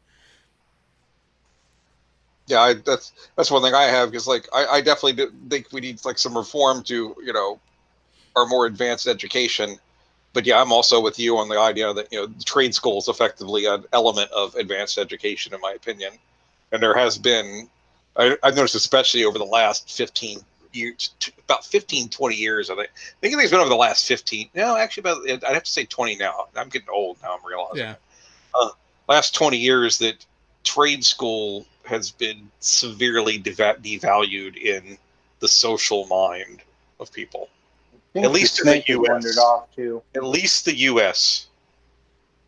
Yeah, So. and Dim Sum Nim Sum makes a great point. In Star Trek, the important thing that to remember is that private property is still a thing, which makes it not communism or socialism, and that is a clear distinction that a lot of people forget, especially with communism. In communism, no one owns anything. There is no such thing as private property in true, full-on, 100% communism. There is no such thing as private property. But in Star Trek, you still have people with private property, a place that they live, that is their that is their home, that is their property. You still have people who collect items and make choices in that way that are still their property. I mean, a lot of people forget this, but there were background things that actually fleshed out a lot of the characters that go overlooked. Like Kirk. Kirk was a huge historian. He actually had a lot of antiques and artifacts in his apartment in San Francisco. As a matter of fact, Bones in Star Trek 2 made comment about it, that they were there celebrating his birthday and gave him shit about treating it like a funeral, and oh, you're just waiting to become just another piece of your antiques collection here. Gifted him the glasses that when she sell a pawn person back in the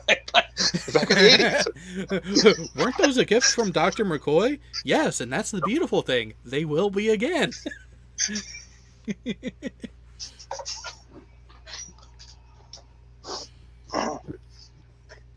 Yeah. So, oh yeah, Dim Sum Nim Sum brings up a good point too. Cisco also had a collection of African masks, tribal masks. Mm-hmm. Yep. So, they also had baseball stuff as well too. So, yeah. So there were still things could be yours. Yeah. Things could still be yours, and that was the thing with communism, is nothing is yours. Everything's is the state. In practice, especially. And I mean, you can see that. I mean, compare how we are now to compare to, like, you know, look at like pre-industrial revolution. Like, people had to work a lot just to survive. Yep. And as the more and more we industrialize, the less work we have to do. And that's actually, in some ways, I think we're kind of at a detriment right now, because labor effectively keeps getting devalued because of that process, but there's no compensation being made for it. Yeah. Yeah, and I think that's part of that reason is why we're starting to get. Also, I think part of that reason that is why we're starting to get more and more disparity. Oh no, mute. The camera didn't fall. It was relocated for reasons. But we are over the 3 hour. Wow, we're almost at the 3.5 hour mark now. Yay. Sean Carroll says at some point automation will take over. Yes, and that's actually what I do now. I'm an automation engineer. So that is something that we are progressing towards, things like that, and that's where we need to adapt to it. We're doing a really bad job at adapting to it right now. Yes. Major. For as innovative a species we are horrible at dealing with change. It comes with the conservatism. There's a large streak of conservatism. So, and people are used to doing things a certain way. And unfortunately, like, things will change, but then we won't adapt to those changes because, oh, well, we used to do things all this way. Why should we change it? Mm-hmm. And it a lot of times what happens is well, it just gets really, really bad, and then that's when it finally changes. We don't want to do the incremental changes. We got to wait till, like, it's punching us in the face, and we're finally like, okay, I guess we'll do it now. Yeah, well, like pretty much. Like Icarus just said, looking at Twitter, we are at stage 1, denial. Yep, and And necessary change, it can be a painful process. And while I agree with some people out there in my life who abhor the idea of painful transitions, sometimes the pain is necessary. Sometimes the pain has to happen, not necessarily for ourselves, but for others to learn. Because unfortunately, some people are just fucking slow and difficult learners.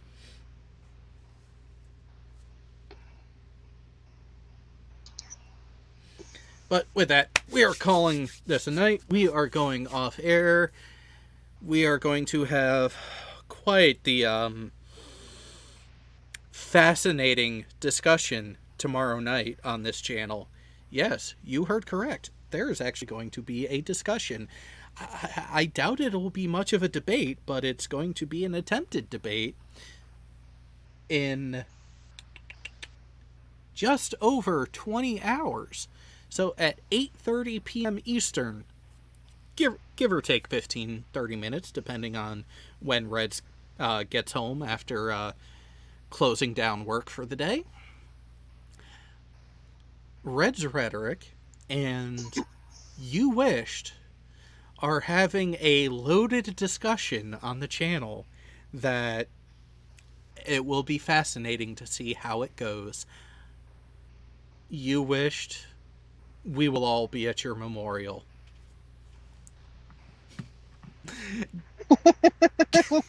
Good night, everybody. You take care. Be safe out there. Remember, if you enjoyed the conversations, you can be a part of them as well. We have things like this going on the Discord server quite often.